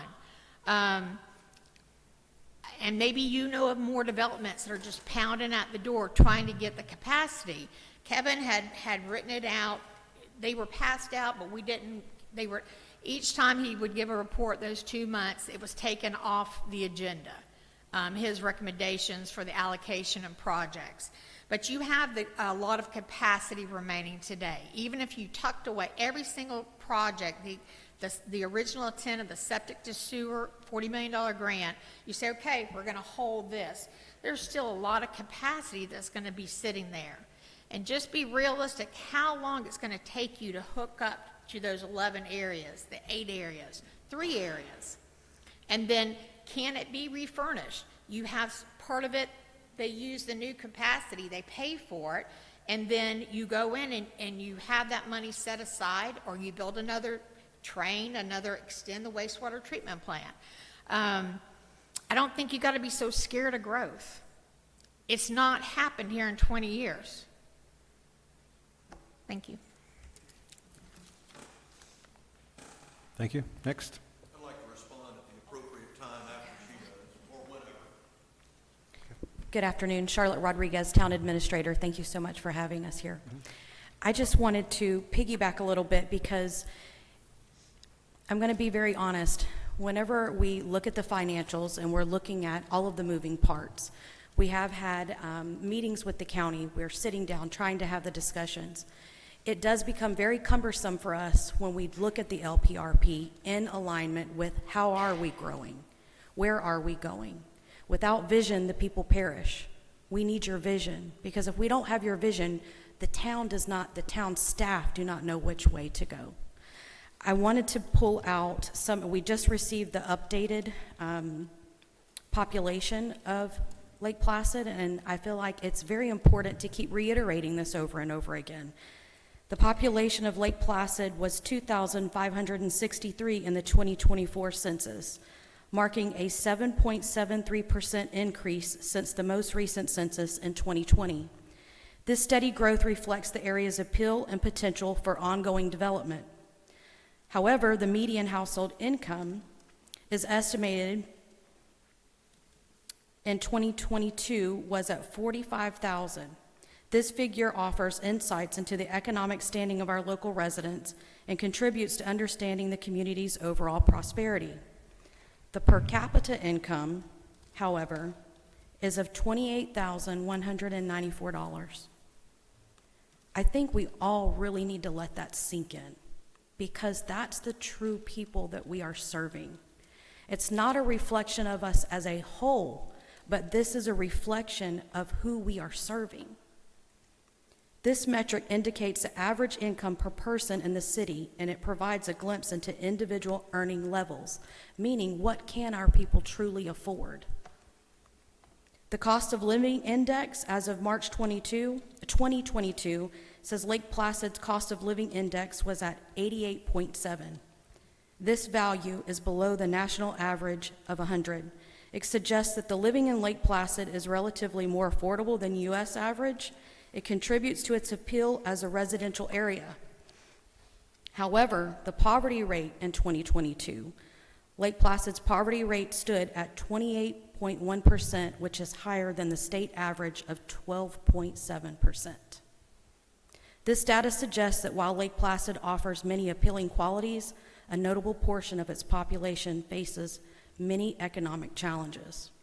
And so as a town administrator who represents the town of Lake Placid and our council, we are depending on our utility community, our utility board, and our regional planning to be able to come back with recommendations per our mayor. Our mayor has asked for this so that we can move forward with a vision that's going to not only benefit our residents, but also keep us sustainable for the future. Otherwise, I do have to say, as Pam did, that my personal opinion is that Lake Placid will die if we don't do something. Thank you. Yes, sir.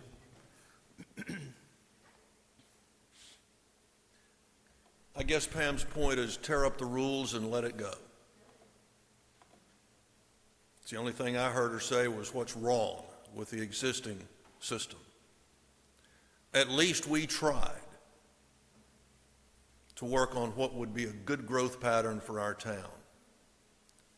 I would suggest, rather than just say no, that you look at the plan and say what you want changed. Don't ad hoc say, never mind, it didn't work. Lake Placid hasn't grown in decades. So to hold that as the standard of what we've done in 20 years, to me, is misleading. To say that our water quality has fallen in 20 years since the plan is not a fair analysis. That's a reflection of what's been here and building up over time. The fact that we haven't grown certainly has not degraded the lakes. Makes no sense. I look around at the area of the plan, the major landowners.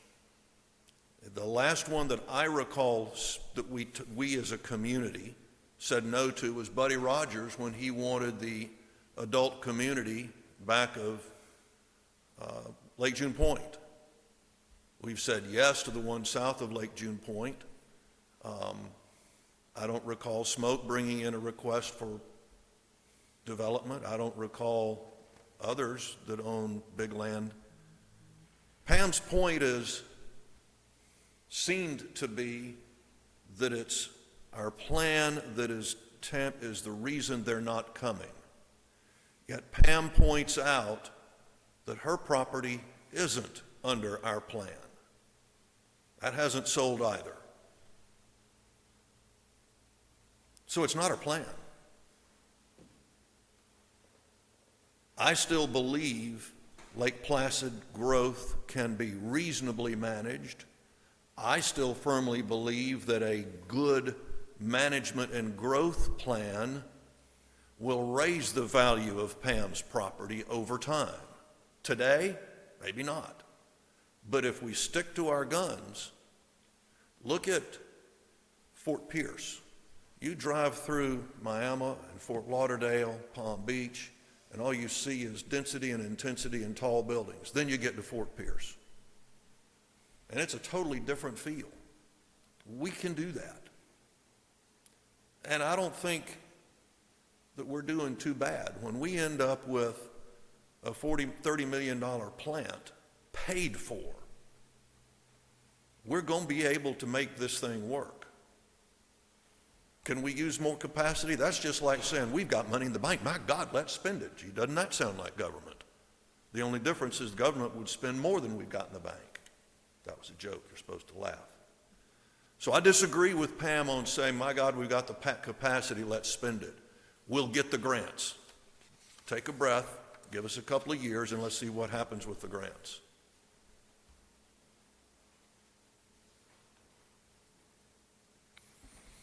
Any other comments from the floor?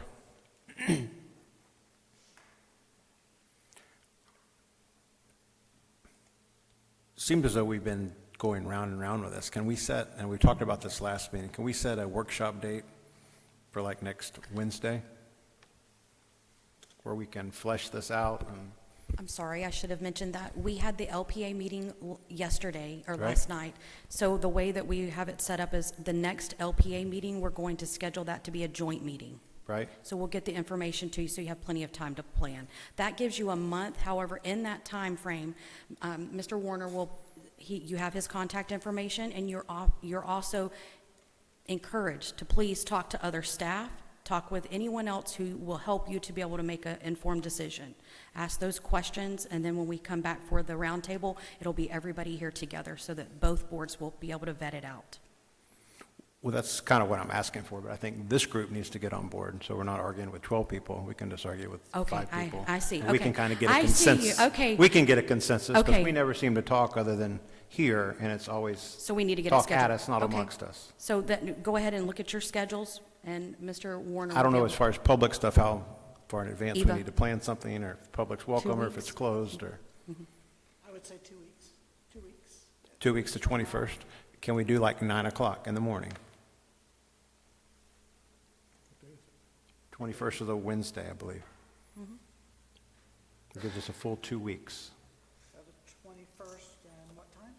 How about 9 o'clock in the morning? What time does this open here? I'll work it. Okay. Good with that? Good with that? Good with that? So 9 a.m. on the 21st of May.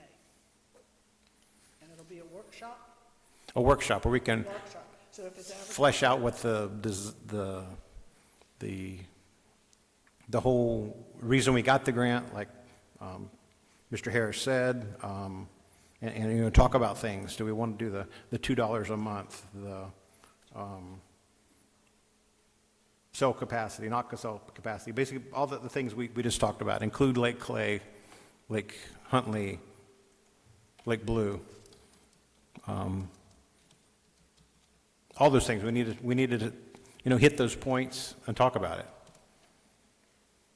Because we don't get a chance to do that, so. So 9 o'clock, the 21st, is that good? And when I'm talking about coming to these meetings, we need to talk about our attendance, make sure we're at all these meetings that we can be at. I think everybody I'm talking to is usually here, so, but I was asked to mention that, so. We have 2 openings still on this board, if you know of anybody. We still have 2 openings we need to fill if we could. Okay, so that's set, 21st at 9 o'clock here. We'll get an agenda together. Bert, I'm sure you can be there, right? Both Berts, you can, more than welcome, you, everybody. I assume it's open to the public, it's got to be advertised, all that stuff. I'm not up on that, so. Or is it a closed meeting? It'll be advertised. Whatever it needs to be, okay. Okay, no other comments from the public? Yes, sir, Jack. In the list of proposed projects and potential priorities, is anybody, to me, it seems that as far as pollution of the lakes, the areas that would potentially be polluting them the most would be areas where the lots are very small, where the ground elevation of the site, the housing lot, are very low compared to the lake level. And it seems like, I haven't heard anybody say that they've actually looked at what, why some areas should be maybe raised higher up on the priority list. I agree that Placid Lakes, obviously those are small lots there, so you have high density. The houses there on those lagoons tend to be older houses, so the septic tanks and tile fields are older compared to someplace like Lake June Point, where the lots are much bigger, the houses are further away from the lake, and most of the houses are at a considerably higher elevation than lake, like 10, 15, 20 feet above the lake level, so that even if the septic tank was defective, the sewage has to filter through 10, 15, or 20 feet of sand to get down to the water table level and then possibly get into the lake.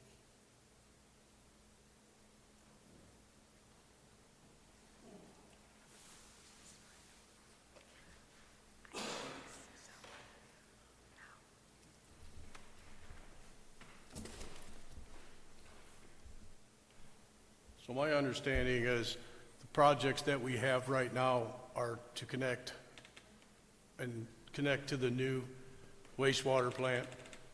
That's South Plant being decommissioned, Tomoka being decommissioned. And then whatever for next year's recommendations from the board to the commission, we can consider that. I'm not sure if they've considered, the conditions of older homes and older septic tanks near water as areas to be considered priorities. So basically, as I came in, it's basically getting everything connected to the new plant so we can focus on, abandoning septic tanks. So next year's recommendations, we'll have to sit down and have a discussion on the areas you feel that are older and more likely to contaminate. Okay. You agree then that, Well, that's the whole plan, to get the old septic tanks offline. I understand and that, onto- I understand So, that, but yes, yeah, doesn't it make, once we have all these old plants decommissioned and hooked to the new plant, our job is to focus on getting the worst septics off first and so on and so on. Eventually getting rid of all septic is the main plan by the state. okay, and the worst septics would probably tend to be the older ones on smaller lots, which means the septic system is probably closer to the lake or the lagoon or That's whatnot. correct. So that's something, Well, it's had an extra 20 years of saturation. Right. So in 20 more years, Lake June Point's going to be just as bad as Right. the canals in Lake June. In Placid Lakes. Yeah, but Makes sense. we're talking about the order of the connecting the different areas. so that would be our next priority to figure that out. Okay. Once everything's connected to the That's new why we need the plant. workshop. Who's paid for it? Whose is it? It's the towns. Did those people get it first? That kind of thing, so. Oh, that's one other thing too. I had researched a while back, and I think the city commission agreed with me on that, that the state of Florida had commissioned a commission, if you will, back in 1990 something, I believe, to look at how low-pressure sewer systems would be installed, owned, and operated, right? And they came to the conclusion that the system must be owned by the city or the utility, if the utility is a separate, right? Must be owned and maintained by them, not by the individual owner, property owner, as the city was initially trying to make the residents do.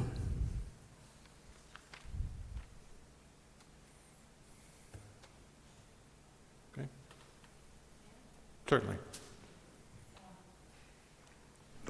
So I've been making notes and questions and observations, and I'd like to suggest I'm going to forward my thoughts to maybe Charlotte and whoever, that if we put together our thoughts ahead of the roundtable, then they'll have a chance to prepare, and it might start be used for an agenda. Yeah, I think we agreed to that last meeting, that we'd somehow set up an internet or some kind of communication link prior to, so we can do some preparation. I think that's what we were talking about, Joy. I think this group was in favor of doing that, and I think, weren't you going to coordinate that we with just- us? No? Well, shooting tadpoles planning on here. having like a roundtable this time around, and then the way it came about, it became a regular meeting. So that, my plan is to sit down and talk with you. That's what I wanted to do. But all these questions and other things that we're trying to get the information for Highlands County's, Good. project. You can talk with staff one-on-one all you want, but to have an internet connection or Google Docs, for example, where each of you are feeding into the same, that's a sunshine issue. You cannot communicate that way. You can send your suggestions to Charlotte. She can't be a go-between, but she can certainly create an agenda of discussion items. Does that work? And don't forget, you need to rescind your vote on Placid Lakes. Thank you. Okay. Bert, yes? Sorry. That's all right. I want to make sure you have all the information. Florida House Bill 1379, you'll want to look at a little closely whenever you're going through this. You probably have already looked at it. Some of you may have. It was enacted in 2023. It mandates significant changes to the septic system, regulations that are aimed at improving water quality by reducing the nitrogen pollution. And you do really want to look at this because it impacts us in regards to the BMAP. Key provisions are outlined in there. Enhanced nutrient reducing systems. That was effective July 1st, 2023. It references Indian River Lagoon Protection Program, but it specifically references septic to sewer conversion that must be done by July 1st, 2030. We are waiting to see what will happen because they want to see what we're going to do. But basically, in sum, the way it was presented was that they were leaving it up to us to take care of our water bodies, and when we didn't, they had to do this. That was how it was communicated to me in short, that the state had to step in. So by July 1st, 2030, properties with existing septic systems in impacted areas must connect to central sewer if available. If central sewer is not available, properties must upgrade to the ENR standards. It's another standard that's on here, or another wastewater treatment system achieving at least 65% nitrogen reduction. Local governments are required to update their comprehensive plans to include a sanitary sewer planning element by July 1st, 2024, which means we would have already had to do this to facilitate these changes. Additionally, the Florida Department of Environmental Protection has allocated $100 million for projects in the Indian River Lagoon area to assist with the septic to sewer conversions and other wastewater treatment upgrades. I believe Mr. Warner, I don't know if you spoke with him last month or not, so forgive me if I'm jumping ahead, but he has visited over in the area. He's met with their utilities department, and he has more information to provide, but as he stated, I don't think you've been able to do that yet since you've gotten here. Okay, so he does have more information to be able to provide to you, but I wanted to put that out there because it does affect what we do moving forward. Thank you.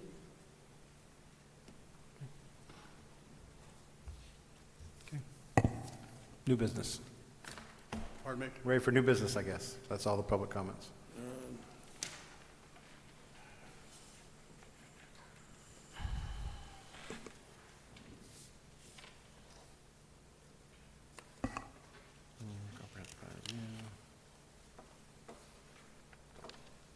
The only new business we have right now is we are in the process of installing lift station at South Water Treatment Facility and running force main down Lake Mere to connect on Lake Drive. They started back April 1st. They have the majority of the force main down Lake Mere down already.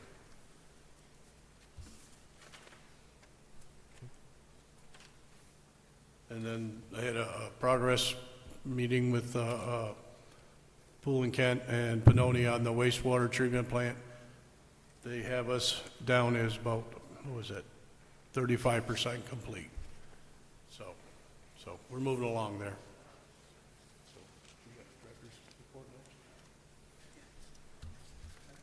Yep. So we're going to move on to the director's report. Yep.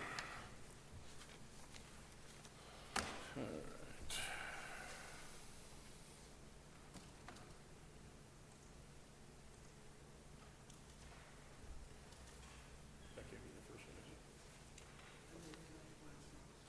What's that?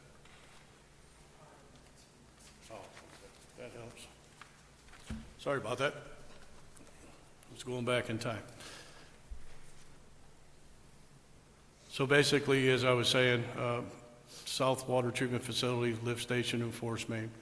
Installation began April 1st, 25, and is almost completed installation of the force main on Lake Mirror Drive between 27 and East Lake Drive. Structures have been ordered. Looking at 4 to 6 weeks for them. That includes pumps and panels. Next one is the master agreement technical services being done by Pannoni on the Marquetta lift station and Main Street lift station and the south. We had that meeting this morning, as I was saying. KDL is overseeing that project, and then, like I said, we're around the 30% mark right now. The 2 new meter reading towers have been installed, one at the water tank at Highway Park and Tomoka, a water tank that was done by Ferguson.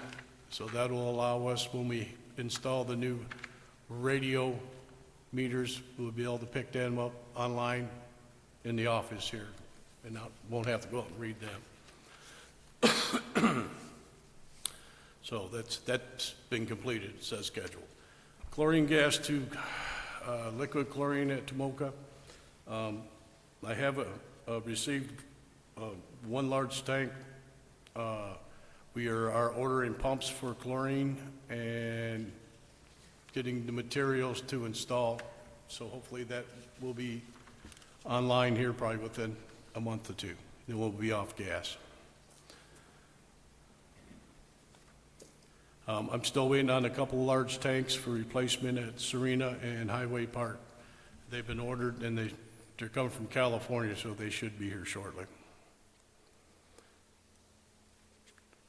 Just Kevin's recommendations, as we always talk about, the Tomoka lift station force main to connect over down to the main plant, Marquette to Main Street force main, so we can connect to the north plant. Lake June Hills, small lift station there, and a force main.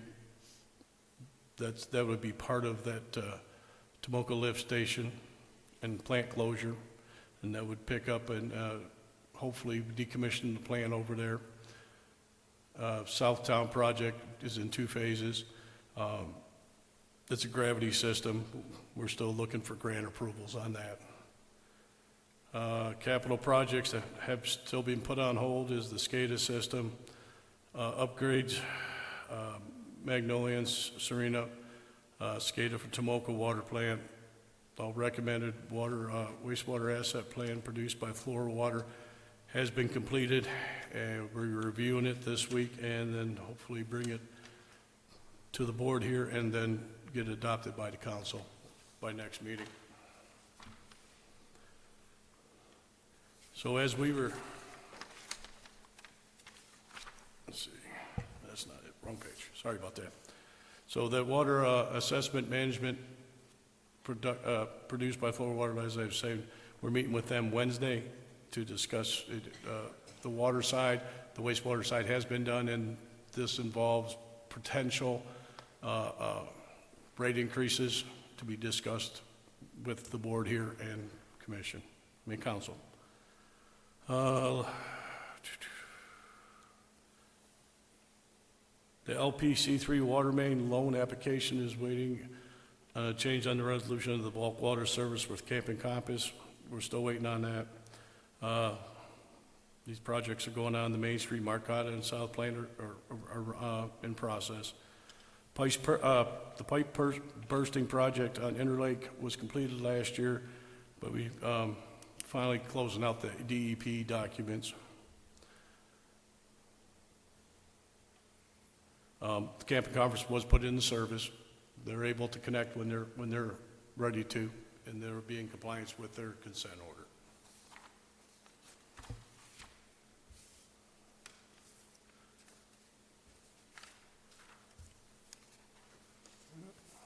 Missing a page here. So we're going to move on to this. No, it should be. Yeah.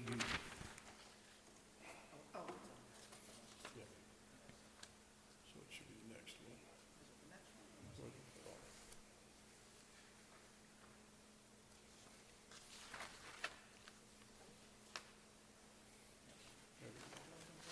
Yep.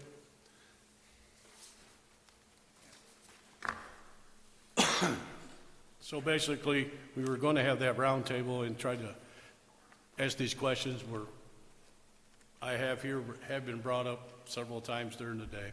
So we'll just go through them real quick, and then we'll discuss them at the workshop next week. Just looking for the recommendations. You all asked for the 3 maps here. Can we bring those up? Leanne had it set up. In Chrome, okay. Let me see that one. Let's go to that one first. So basically, this map is Lake Placid proper, but the outside boundaries is the regional utilities boundaries. A little background here. So basically, the questions we're asking for are Highland County. Do we want to expand the Lake Placid Regional Utilities boundaries? These are the boundaries as they sit right now, over on the podium and then on the screen behind you. That's one of the questions we're going to have to sit down and talk about. We're not servicing all that area at this time, so that's something we have to discuss. Or do we want to decrease the boundaries? You know, as small as a utility we are, it's going to take a very long time to install sewer and water to provide this whole area. And as being a small system, you have to figure out for maintenance, operations, monies, and everything else. So that's another question. Or do we want to stay the same size? Do we want to accept annexations of properties that will supply water and wastewater service into the town from Highlands County? You have to consider the cost of maintaining roads, solid waste disposal, etc. How do we fund these projects, wastewater and water projects, beside grants? I know we need to find some kind of other idea, but you have to have connections. You know, with the grants are great. You get your assessment costs and everything else. That's not for operations. Right now, the utility budget is at a very low rate. You're going to have, it's an old system, you're going to have some upcoming issues. I just found out that one of the wells at the Magnolia plant is down, and it's probably over $100,000 to fix it. And I don't think we have that quite much in the budget. Now, what's wrong with it? The shaft broke. It has to be pulled in and rebuilt. So it's a pump, it's not the well's okay, it's the pump, it's not, It's the well and the dishes. Somewhere on the shaft there is broke. okay, to the pump, okay. Right, and it's a new well. So, and I guess it's been down for a couple of years. But the hole in the ground's okay. Yes, that's, the casing's fine, yes. If we don't fix it, do we have a fallback? We're running on the fallback right now. So if the fallback quits, what happens? We'll have to figure something out, so. This was just brought to my attention, so. And then, like I said, we're looking at the operations budget. And how old is that? Pardon me? How old is that? I'm not sure. It's, according to the senior field staff, it's only a few years old, the well. As far as I know, maybe 5-10 years tops, maybe. So is there any kind of, are people checking, making sure, you know, the pre-lube's working, if that's installed? Yes, well, yep, they're and all doing that stuff, station and checks been every day. knocking gear, I mean, it's, okay. But this wasn't brought to my attention on my desk. Actually, Florida Rural Water, doing the water assessment, asked me about it. So it's just one of those ones that blindsided me. So that's some things we have to figure out, how we're going to fund this utility. Because grants ain't guaranteed, or they could be guaranteed, but they won't get them for 3 or 4 years, and they're not for operations. So, So we basically have to fix it, right? oh yes, I guess we got to figure a way, I'm working on it, so. Something for you to think about. Right, right. Yeah. And then the last question, basically, how do you envision the future of the utility? So, you know, roundtable, we can sit and talk about that, see what direction, any ideas how to move forward, that'd be great.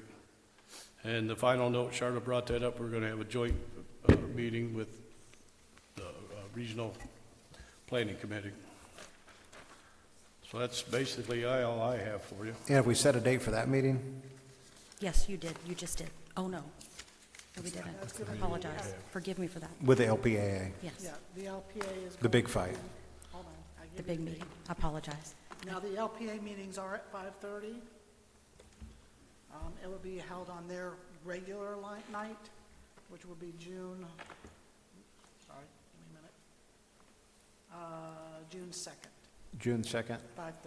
that's when LPA meets, and that'll be the joint. that's when our group Yes. roundtable is going to be, okay. Can I get you to go to the Foxfire? The what? Why are we going to their meeting? Why are they coming to our meeting?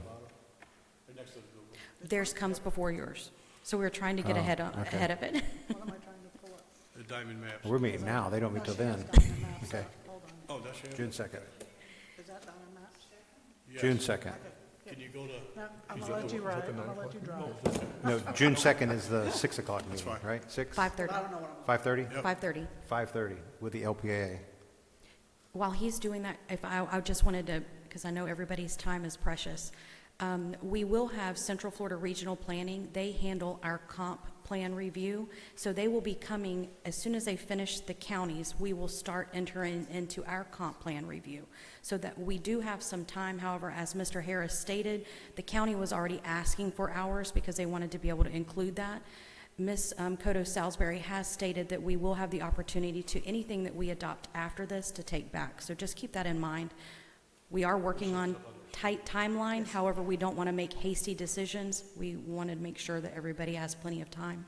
Then the other thing that Mr. Warner he didn't say, and I wanted to just gauge him a little bit, was because I asked him, he came to us from Longboat Key, and I said, Bert, you surely had to go through some of this over there.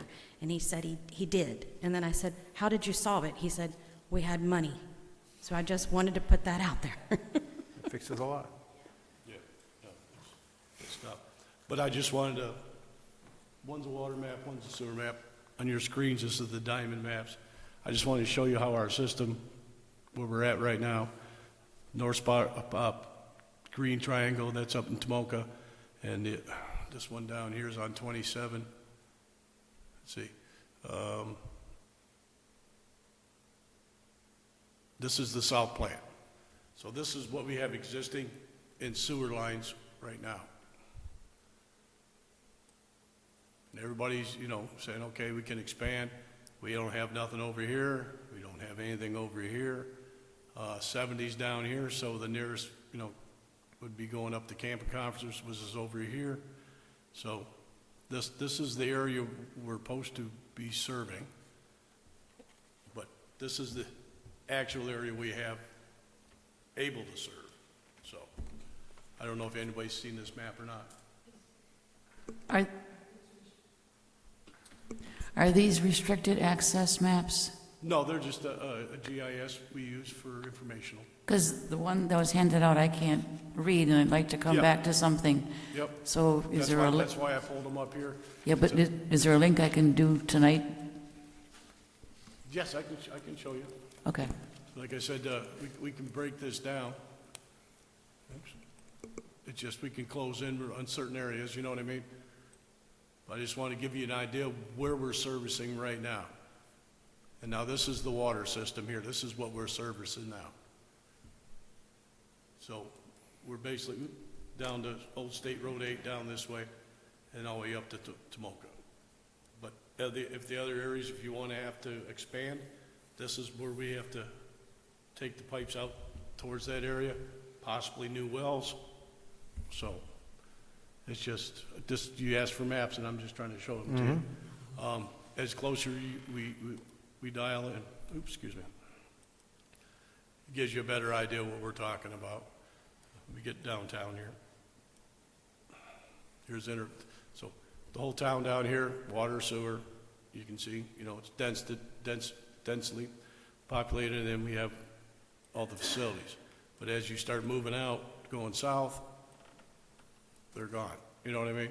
So, the cost of expanding through grants is a timely and not guaranteed solution, so.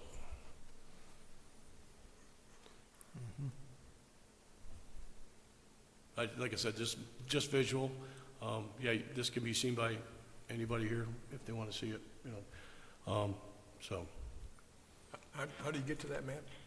oh, you have to have a password, but you have to come in the office. We can show it to you. Okay. Yep. But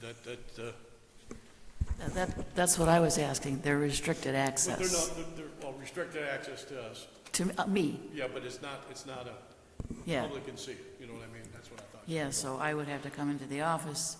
Right, you have to come to the office here and we can show you. It's not classified. It's not classified. It's the software, yeah, it's Right, the program. right. Except for 2 hydrants. There's 2 classified hydrants. Can't tell you about them. Okay. So if we're gonna have that workshop next week, we can answer the questions in, or 2 weeks. 2 weeks, 2 weeks. So- The 21st at 9 o'clock and June 2nd at 5:30. Both of them here, right? And the roundtable, I'm assuming, is not going to be up here. It's going to be, Well, that's the problem we ran into. it's going to be a round table, We're going right? to try to do it here. We're going Okay. to try to set it We'll up where put a you couple can be here. tables down here, so. Okay, We It's try just to something set- about recording and all that stuff, so. okay. I also wanted to let you know that we did ask the county if we could get an overlay map of all 3 of these so that you could see it real, where you're not having to try to navigate. So Ms. Riddell, who is the town planner, requested for that, so hopefully she'll be able to have that. As soon as we get that, we will email it out to you so that you'll at least have it to start looking at before we have any meetings. Okay. We'll keep you posted on that. You know, it's tough for this group to do this. I mean, from my perspective, because, you know, we're not the drivers, we're kind of the followers as to what the plan is and what plan we're going to do and how we're going to grow. That's really not our bailiwick, is the way I read it. So it's very difficult for me anyway, to sit here and say we want to do this, that, and the other. Well, like, we're looking for suggestions, you know, and then once we get it all hashed out, then we can sit down and say, okay, this is what the board recommends to take to commission, and then Highland County for their comp plan, you know, so. If I can get it, like I said, all your input in with my input, and then we can make a group effort to make a recommendation. You know, working together, we can probably come up with the best recommendation. Because you guys have the background about here more than I do, you know. Okay. Okay, and is the city actively looking for 2 more people? We're not, we will. You will, We'll be- okay. Yeah, we'll do some advertisement. We have in the past, just a report over the time I've been here, I've advertised in the newspaper, and I would say, because the regional utility is specific to the types of Right. backgrounds and where you can live, I'll send you out that part of the code. And if you have anybody that, you know, maybe individually you might recommend that falls into those parameters. Like I said, this is a unique board because it does have stipulations of the types of experienced people that they want on the board. So I'll send that part of the code out to you so you can see, and if you have any recommendations, but we'll go ahead and get it on the website. I've ran newspaper ads, I put it on the website, I'll get it on the Nextdoor app and see with the inclusion of the type of expertise that is required through our code. And that's where your commission is very unique, because it does look for specific. And maybe double the pay. Offer double pay for new All people. for double pay, yes. Sending me more money. Okay, does anyone have anything else? It's 4:01. All right, I'll see y'all, everybody, 2 weeks. 9 a.m. in 2 weeks. Okay? And hopefully Tal can make it too. Okay, meeting adjourned. Thanks, Bert. Thank you, Officer Troutman, for being here.